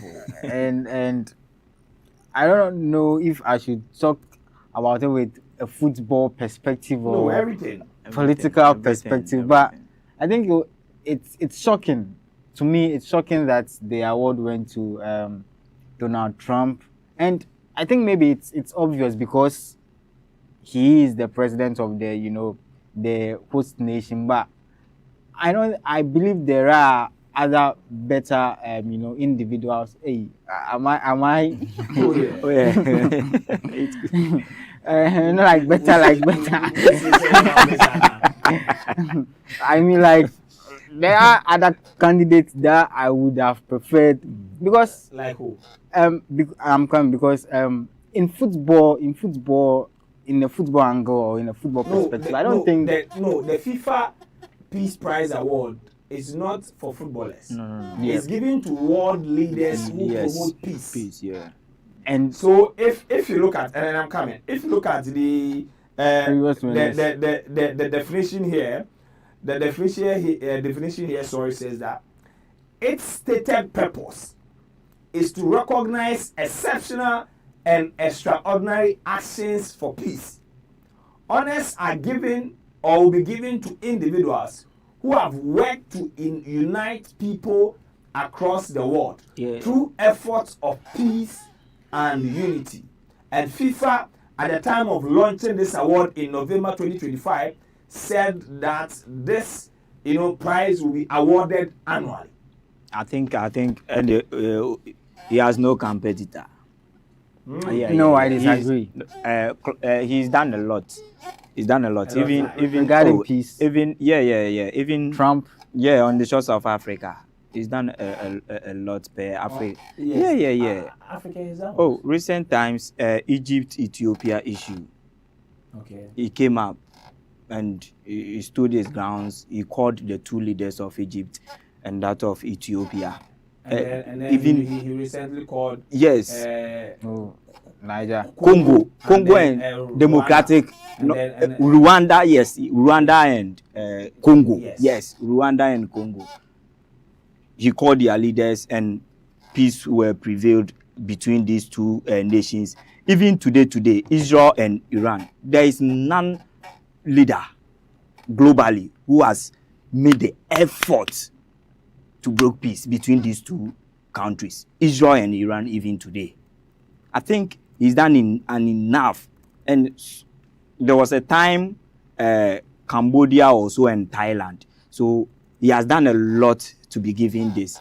And this is an award, an annual award, which he has won the maiden edition. Let's see to it how other international or other leaders will also react to this in terms of also having a say. And he's not just helping for helping sake. He pumps in what? Money. Financially, he's been supporting all these jobs across. He's been supporting these countries with the financial and other amenities that would help them bring peace. So I think that he's done a lot, especially Africa. He's done a lot for Africa. When it comes to even the Congo and the Rwanda and the Ethiopian and Egypt alone, he's done a lot to deserve it. Unless other person proves me wrong with what other leaders have also done globally to this level. And even today, there is none leader you can compare when it comes to this Israel and this Iran issue. All right, so I'll come back to you, Frank, and let me remind you that they still not started the draw. So when they start, we'll start, giving you the figures and all that.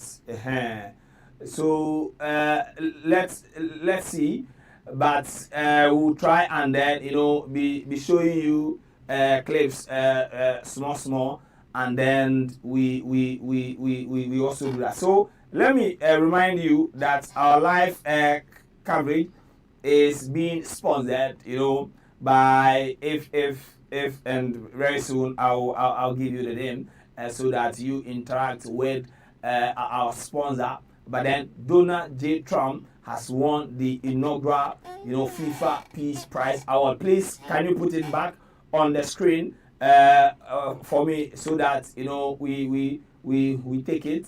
I take it from there. Kindly put it back on the screen for me. And this is sponsored by Ulas Enterprise, generator set, water pump, drilling machine, and it is back anytime you want any of these. Kindly contact Ulas Enterprise. Yes, kindly contact Ulas Enterprise. Please bring it back for me. Bring it back for me. FIFA president and bring it back for me. So if you want to contact Ulas, email at ulascent1979@gmail.com 020300 54 and then the amode yemi wo MC ahode meaning the amo patro please the FIFA image is okay. Why? Yes. Keep it like this.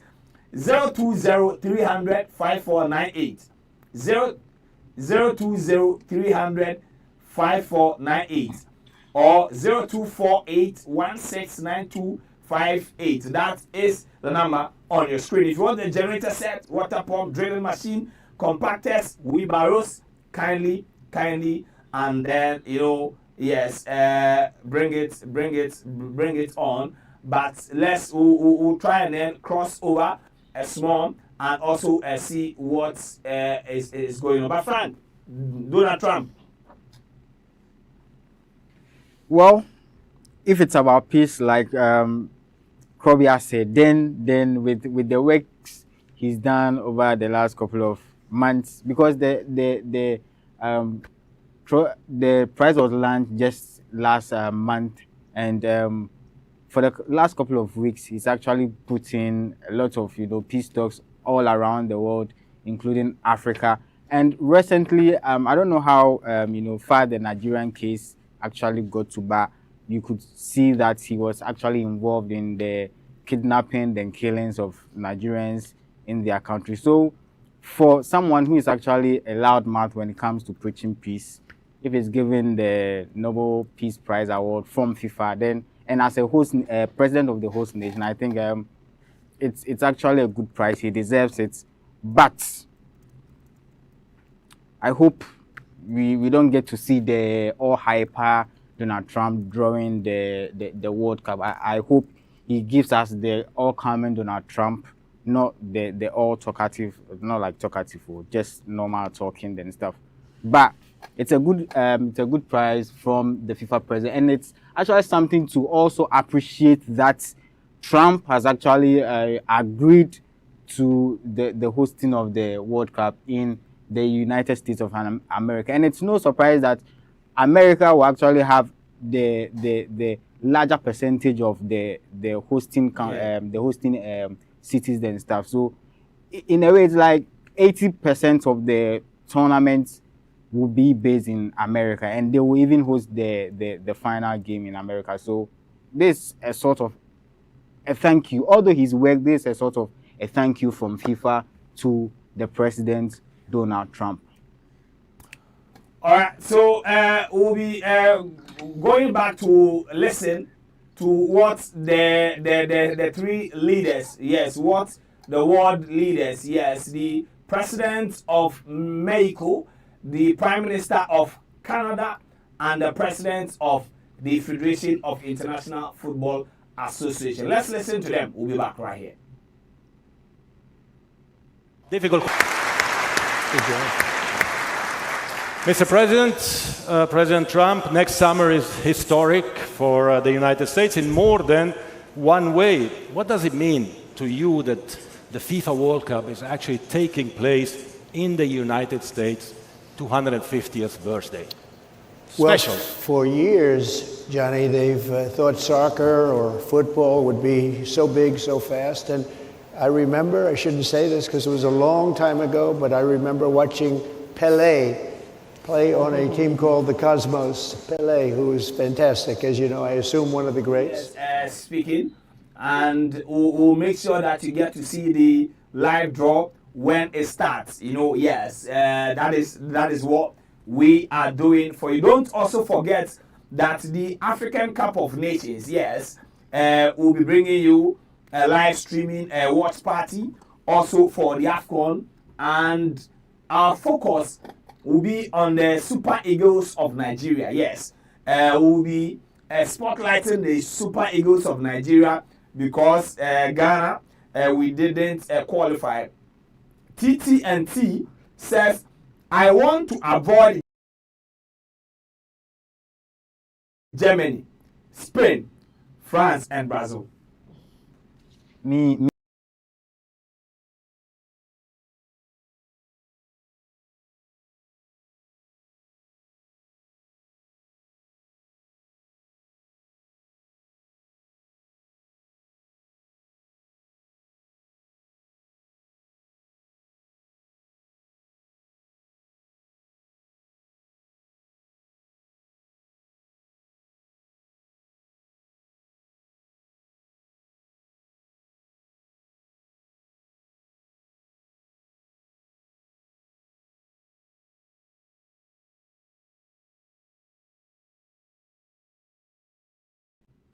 the big guns inside the 6 winners of the World Cup inside the pot one. There are no other big team elsewhere. Ghana can rock shoulders with each of the teams in the, and then even in pot one there is USA, there is Mexico, there is Canada. Out of these 3 teams, Ghana can beat any of them. USA we can't. Mexico on a good day, I mean, if Otto is to get his tactics correct on the day, his lineup correct on the day, Ghana can beat any team. Okay, so Frank, I won't cut you. Let's go back and see what the world leaders are doing.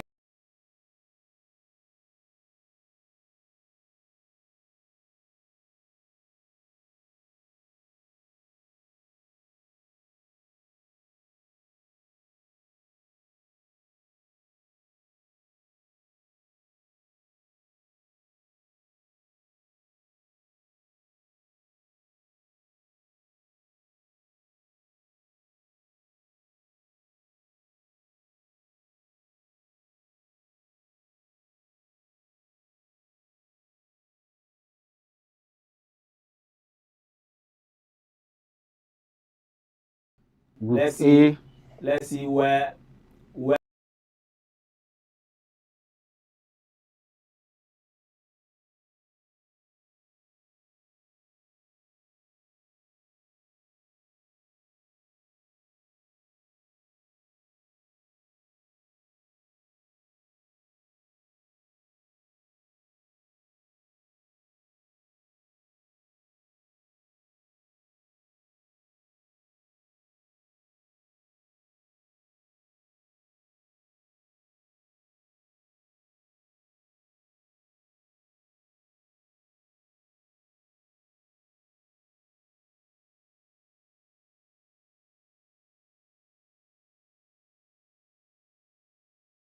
our Omanaija people, America. Yes. And you know how these kind of group stages work.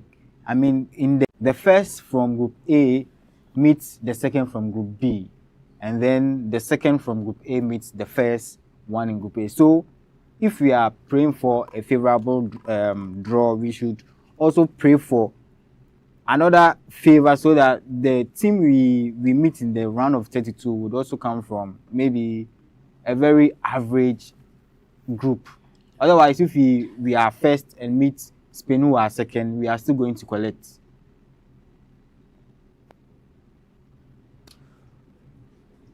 All right, so please let's get the auditorium screen. Let's get it, and see where so the full draw will start any moment from now, and I think that we'll be taking you through. Okay, so we'll be back when the draw starts.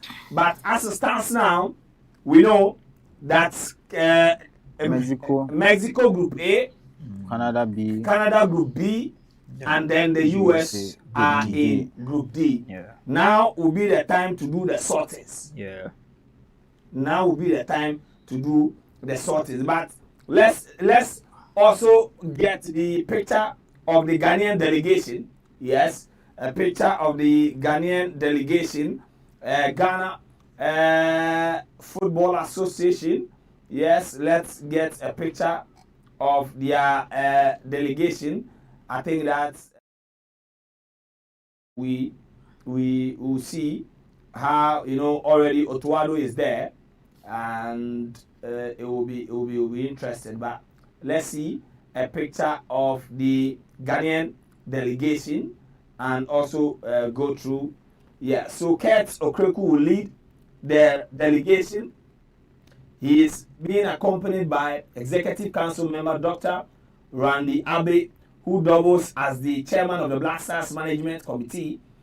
Other Executive Council members include Frederick Echampo, General Secretary Prosper Harrison Addo, and Deputy General Secretary and Director of the National Teams, Alexander Asante. Also in the delegation are Black Stars head coach Otuado and former captain Asamoah Jan, Chief of Staff Michael Osakre, Director of Communications and Black Stars Media Officer Henry Asante Chu are the other members of the Ghanaian delegation. So that is what you are also seeing on your screen there. But let's go back real quick and then get to this particular interview. We'll be back with more.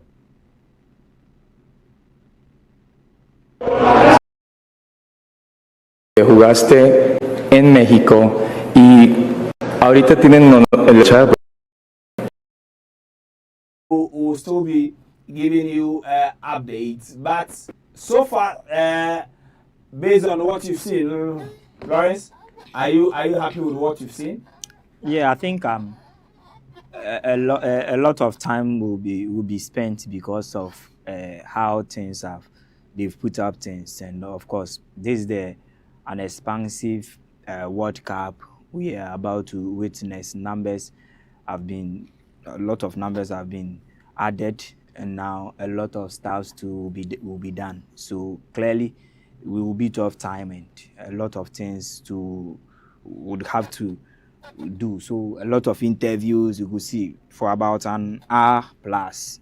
In fact, we spent a lot of time already, but still the draw has not even started. The main draw has not even started. Aside the three presidents who they were given the opportunity to first pick their countries' groups. So I think that we will still spend a lot of time, and we still have time to also spend here. So it's going to be a lengthy ceremony comparatively to previous draw ceremony that we've had, and due to other factors and reasons, we are all witnessing here this time. So far as this 48 Nations World Cup is also concerned. So that is that.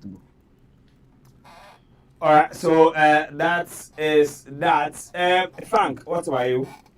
I just think they are trying to build the anticipation and all the vibes around it. But like Lawrence said, it's been an hour already, and at this stage, I think we could have at least known some 2-3 groups already. But I think it all goes down to the anticipation. They just want to build up the suspense around it, and they are not even performing. And I think we are in for a very long night. But whatever it is, it will definitely be done. So let's just exercise patience and see where our gallant Black Stars will be put, and where we will be playing, and where we will be visiting, either Canada Mexico or the United States of America? Lawrence, where would you want to go? Everywhere. Everywhere. I'm ready to everywhere. Mexico, Canada, US, wherever. I'm good to go. And I think this particular draw, in fact, this is even the draw ceremony. Yeah. So you can imagine what we have ahead of us coming June.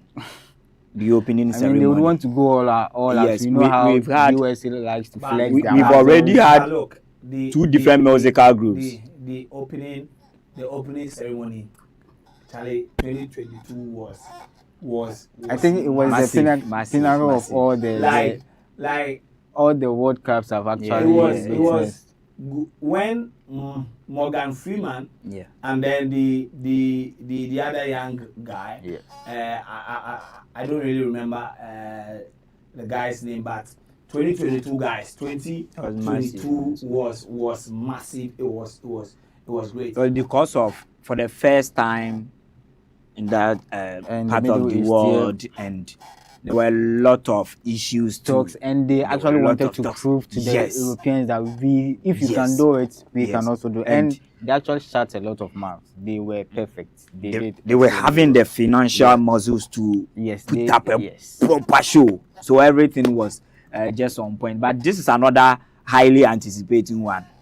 In fact, it's not going to be easy. And they also want to prove to the Middle East that we are the Americans and we rule the world in a way. So they want to go all out. It's not going to be easy. In fact, I am already feeling the opening ceremonies vibe, and serious. It will be massive because during the draw we've already had two musical groups already performing, and I think we've not even done with it. Yeah, the star studded people inside auditorium. There's Kevin Hart. There are lots of celebrities in there, and if to parade all these kind of celebrities under one umbrella, it shows how the USA actually commands the world. And I hope that this actually matches the matches we will experience at the actual World Cup.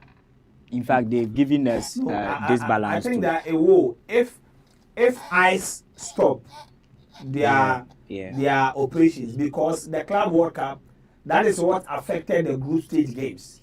Because look, if the immigrants alone, if you allow them, they will fill every venue. The immigrants alone, because don't forget that these Africans, South Americans, and the Europeans who are in America, they don't really get the chance to see their beloved sports, which is football. But then, if they will go and then as officials are hanging around the stadiums, they won't go. So I think that if they are able to tackle that, yes, they will be. But let me announce that we will show you the draw. Yes, we'll show you the draw. But then now they are doing musical performances, so we will not be able to show you these ones. But let's go with a recap. Past winners as far as the Mundial is concerned, and let's go through it. Are we going to have a new name on the trophy, or it will be business as usual? Frank, are we going to get a new name on the trophy, or will be business as usual? I was about to say the Black Star, but let's get serious here. And I wish the Black Stars were the best, just like the Club World Cup, once there are tweaks around a particular tournament, there seem to be new winners. Just like Chelsea showed up and beat all the odds to beat PSG to win it. They were the minnows. Who was the minnows? Oh, please. Chelsea, PSG. Oh, PSG were blazing. Academically or Chelsea, PSG. Chelsea were the no. Yes, at that tournament. No, I'm talking now at that tournament.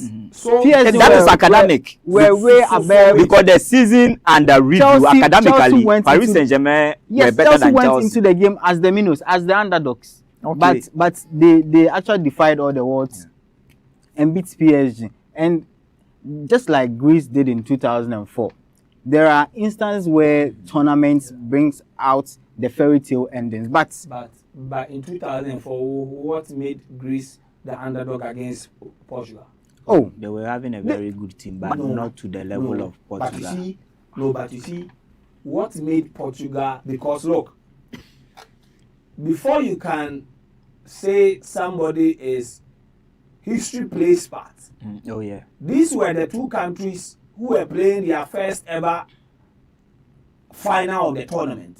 So and don't forget that they were all unbeaten from group stages to the final. So what made them because underdogs? Greece had no stars in their team.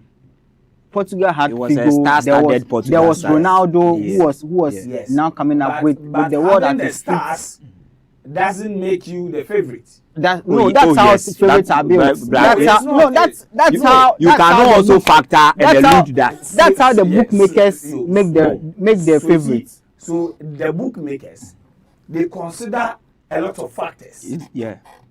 And your form in the tournament is a factor. Sure. Your history in the tournament is a factor. And as far as those two were concerned, they were all at par. Oh, the No, quality. no, not apart. No, I'm It not was- talking about the stars. I'm saying that You cannot also. I'm saying the the form in the tournament, Yeah.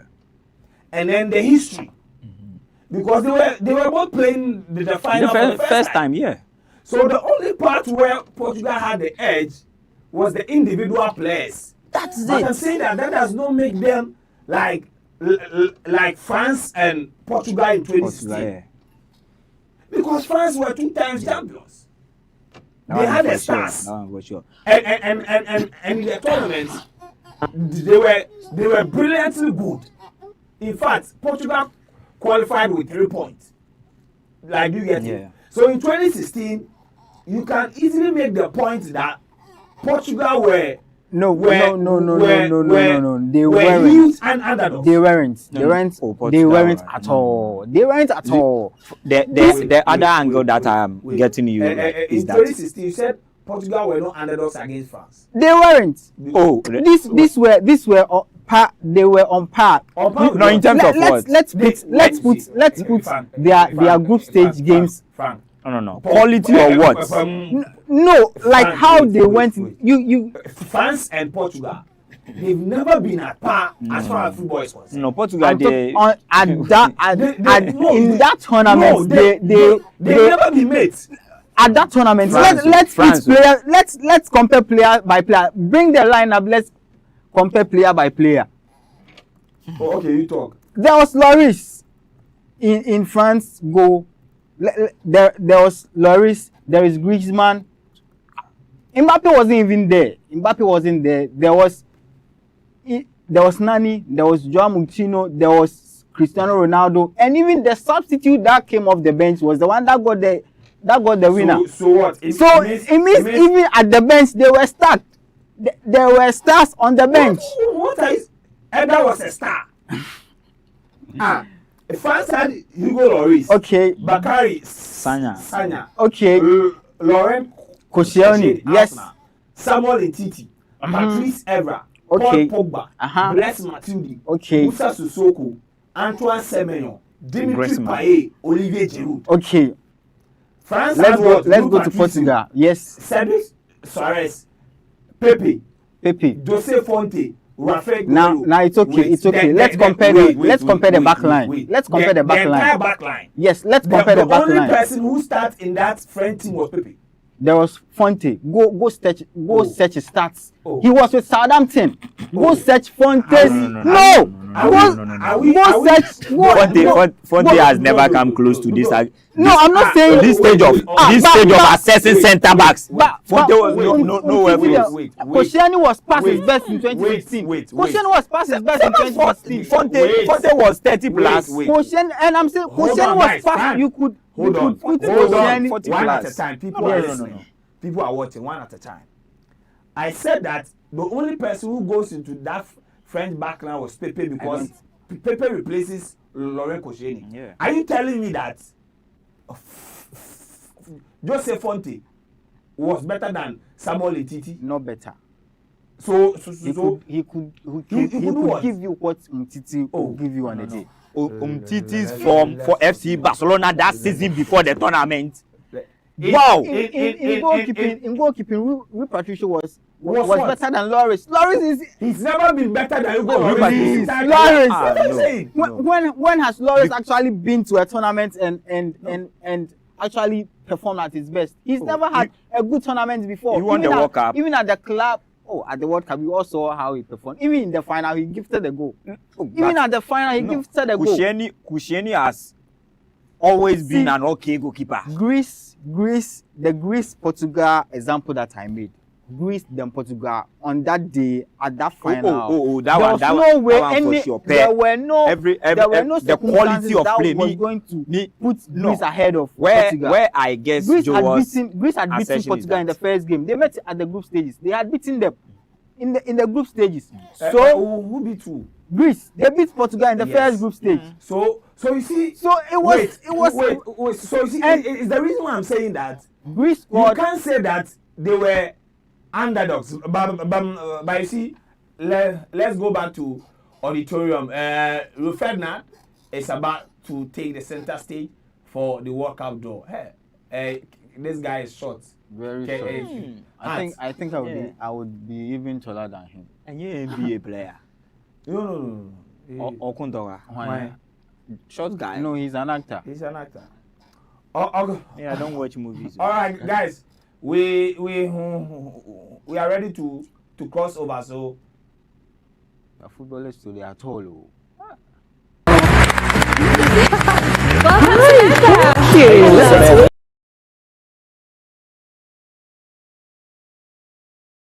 Brazil first place, Morocco second place, and Scotland might get a win against Haiti. And Haiti, they will be there to enjoy the tournament, because I'm not sure they are even thinking about picking up a win against Brazil or Morocco. It's going to be a very tricky situation for Scotland, though, because they come up against Morocco, who will be going all out, and Morocco actually would have to play the AFCON. So going into the World Cup, they might be going as AFCON winners or maybe second place. So they might have a motive going into the World Cup. They might want to go and prove a point again, just like they did back in 2022. So I think the losers in the group definitely are Haiti and Scotland. But for Morocco and Brazil, they will be thanking the stars that this group it's quite favorable. And if you have Hakimi, if you have Ziyech, if you have Casemiro, you have Vinicius, I don't think if Haiti comes up against you, you will be worried if Scotland comes. Although there will be the McTominays in the Scotland team, but he alone, although he's shown that he alone can sometimes carry the team on his back, but I don't think he alone going to this tournament, he can do it all on his own. So Brazil, Morocco for me, and Scotland, maybe they might get 3 points and try to go in, maneuver their way into the other third, the best 8th place in the third position to maybe get a slot in the round 32. But Brazil will be table toppers, and then Morocco second for me. All right, so that is what you heard as far as Group C is concerned, and we'll go to Group D. But the question everybody is asking, Nigeria will be in which group? Nigeria. Yes. We should find a place for Nigeria. Everybody is asking, and people are asking on the live feed. We are waiting for Nigeria's group. Yeah. Why are you waiting for Nigeria's group? I mean, they are not done, right? So let's wait. Maybe they have some players to play. They are not done. So the World Cup draw is not fully done yet. Yeah, they will be inside. They will be inside. A lot could happen. Giants of Africa, they should keep it. Okay. They will be mentioned. They will be on the screen soon. Giants of Africa. So maybe something can happen, and then Nigeria. Yes. So, finds their way through. So please, relax, yeah. relax for us. They are Nigeria, brothers. yes. And now that we are done with Nigeria, I want to tell you that Ulas Enterprise, yes, generator set. If you want a generator set, if you want, you know, yes, a water pump, yes, Ulas Enterprise. That is what you should get. You know, yes. He's waiting for me to tell him to put it on. But then let's go with the draw, and then you know we yes we take it from there. But of course people are still asking me, where is Nigeria? Where is Nigeria? You know, guys, don't... No, but on the shorts they will trend this evening. Yes, on the shorts they will I don't, trend. I don't like the reason why people are asking me, where is Nigeria? What do you mean by where is Nigeria? They are our brothers, and wherever there is an entertaining aspect. So let me take you to New York Times Square. Yes, New York Times Square, GhanaWeb's finest. You know, recently he passed his exams to become a licensed FIFA agent. Yes, GhanaWeb's finest, Joseph Ni Adamafio. He was a landlord before he left Ghana. Ni Adama, what is happening at New York Times Square? Okay, thank you, Joel. So currently, the FIFA draw came to an end in Washington, but over here in Times Square, fans gathered over here. Hello, Ni Adama, can you hear me? Draw, and I can hear you loud and clear. Can you hear me? Joel, I can hear you loud and clear. Can you hear me? So, if you can hear me, what is happening at New York Times Square at the moment? So this afternoon, fans gathered here from all walks of life, every country. They gathered here to watch the historic draw which took place in Washington. But over here, fans in New York, where the final will be taking place, also gathered here in their numbers to watch the draw live. I must say, I've met everyone from every part of the world, whether Ecuador, Haiti, Curacao. I mean, name it, everyone is here.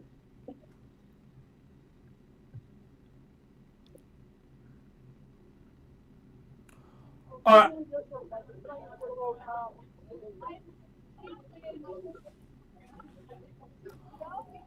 right, so let me ask you this now. The Black Stars have been drawn in Group L. What is your initial reaction to Ghana's draw? Is it a group that we can navigate safely? Man, seeing Ghana being placed in Group L, like, I was standing here and I'm like, where would Ghana be placed? Everyone was waiting. And I'm like, why are we going to the last group? But, well, we are in a very difficult group, I think, in the same group with Panama, Croatia, and England. We can say that it's going to be a very difficult group. But the good thing is that in this newly expanded FIFA World Cup, every win is very important. So even if we get a win against Panama and end up maybe drawing against Croatia or drawing against England, at least that 4 points can get us to the next round, that is round of 32 stage, and it will be very, very great for the Black Stars to get over there, because I must say our group will be very, very difficult. Our group will be very difficult, but what were the reactions you picked from the Ghanaians who were also gathered at the New York Times Square when we finally, or when we were drawn into Group I? Were they happy or they were sad? Well, so far I've not met any Ghanaian here. You can meet black people, but they are not Ghanaian, because people from the Caribbean look like Ghanaians. But when I spoke to them, they mentioned other countries, not Africa at all. I've not met anyone from Africa so far at all.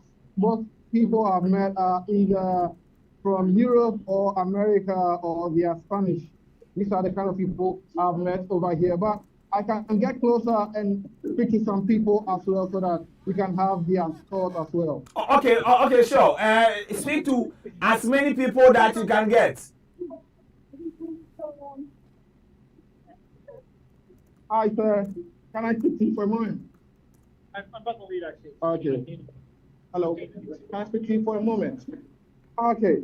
So, what do you think about the draw? Firstly, which country? United States. United States. You saw your group. Which opponents are you guys coming up against? We have Australia, we have Paraguay, and one of the European teams, possibly Turkey. Okay. Now, are you confident that this time you guys can make it out of the group stage? Because in 2022, you guys couldn't make it out of the group stage. I think they're going to have a better time. Australia was a good draw for them. I think they can beat Paraguay. And we're going to get a European team. I'd rather get one of the playoff teams than someone. Realistically, where do you guys think you can get? Final? Are you winning it this time? I don't think we get to the final. Let's take it game by game. You want to get out of the group stage first, you get to the round of 32. You get to the round of 16, and game by game there to see what you can do. All right, thank you very much. There are people in Ghana watching you. What do you want to say to them? I know some people from Ghana. I want to see some of their fans come out. I think they may play a game somewhere in the New York area. If they are, I'm going to go Ghana. All right, thank you very much. So, Joel, try and speak with more people and find out their thoughts. Hello. What's your name and which country are you from? Okay, now you saw the draw. What do you think about the United States of America? Do you think they can make it out of their group weak opponent?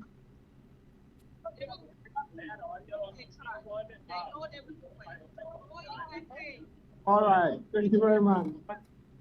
All right, so Joe, I'll try and speak with more people over here. If you can see in the background, that's the some of the players of the United States over here as well. I'll try and get closer and speak to them. Hi, man. Can I speak to you for a moment?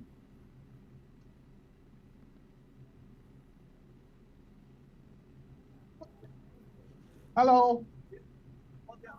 Hey, man. Can I speak to you for a moment? Yeah, inside.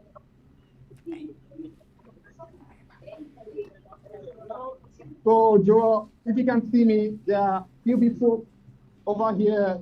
Some of them are leaving, but I'll try and get some people to speak with.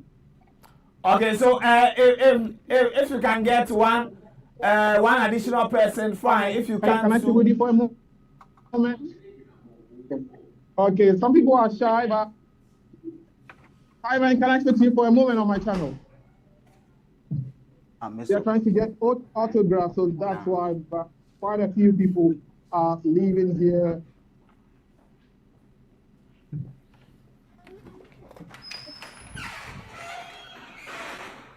Okay. Hi, man. Can I speak to you on my channel? Okay. So, which country are you rooting for at the World Cup? I'm Argentina all the way. Argentina. Wow. You won the last World Cup. This time, which opponents are you facing in your group? We have a relatively easy group stage. Honestly, I don't remember everyone in the group. I was texting a bunch of people about their teams and their groups, but I think we'll win the group, and it's going to be very interesting because they separated all the best teams, trying to make sure they all end up in the semifinals or finals together. So we'll see. I also support the U.S., obviously. They got a very easy group stage. It'll be very embarrassing if they don't win their group. So. Okay, now finally, do you think Argentina can go all the way to the final and repeat what happened in 2022, such that Messi will win 2 World Cup titles? I hope so. That would be the most amazing gift ever. They have an incredibly strong team. The star players from last World Cup, the young guys like Alvarez, Enzo Fernandez, and McAllister have only gotten better. The coach has done a great job, Scaloni, of rotating new young players into the team. But you need a little magic to win. You need some luck. You need some people to step up that you didn't expect to every time. So it's tough because, teams like France are still very strong. Mbappe's having his best season ever right now. So it's anybody's game, but I really hope Argentina wins. What about the US? Where do you think they can get to at the World Cup? I need to look at the entire bracket now that everything got broken up, split up today. But if anything less than the final 8, I think would be a failure. Thank you very much. Yeah, man. Cheers. All right, so Joel, you've heard it. Everyone is excited about the World Cup draw that has been done, but we'll see where Ghana can get to. Let me hand it over to you so that you and the guys in the studio will continue from there. Thank you. All right, thank you very much, Joseph Ni Adamafio from New York Times Square. And that is the report you got from the New York Times Square, live from Joseph Adamafio. Now, he's a certified FIFA agent. Yes, now he is a certified FIFA agent. So if you have a player and you want to link up with Ni Adamafio, you can hit me up and I'll do the connection, and everything for you. But we'll try and then also pick Derek Aim. Derek is also in the United States. We'll try and then pick Derek too, so that we get all the reactions from the US, so that when we come back, we'll wrap it up here in our studios, and then we go. Don't forget that today is Friday. On Fridays, we don't listen to advice. So Fridays are all for chilling and then enjoyment. That is basically what we do on Friday. But let me take you through the draw again. So if I can kindly get the draw on the screen, the reactions. Are you happy with Ghana's draw? Let me know in the comment section. The draw is out. Are you happy with the draw? Let me know in the comment section. But please let me get the draw back on the screen, guys. We've got to Group D. Yes, we got to Group D. Yeah. So I think that we'll continue from Group D, and then we'll also highlight the African countries as well. So kindly, I am waiting for the draw on the screen again. We're done with Group A, B, C, and so that is Group D. Group D, we have USA, we have Paraguay, and oh boy, we have USA, Paraguay, Australia, and then the winner of playoff C. Lawrence, that is Group D for you. Yeah, Group D is also another interesting group. Another group seems to be unequal teams meeting there and having USA, Paraguay, and Australia. They all have this level of experience in the competition. US, we've seen him there. Paraguay have been playing US, the Central and North, and also CONMEBOL competitions. Then Australia also as well. So I think it's an equal level group, and any of these teams will still win the group and also make it into the next stage of the competition. And then we will see from who joins them from the playoffs, so far as the UEFA playoffs comes to play. So it's another interesting group, teams of equals. There's no team to be singled out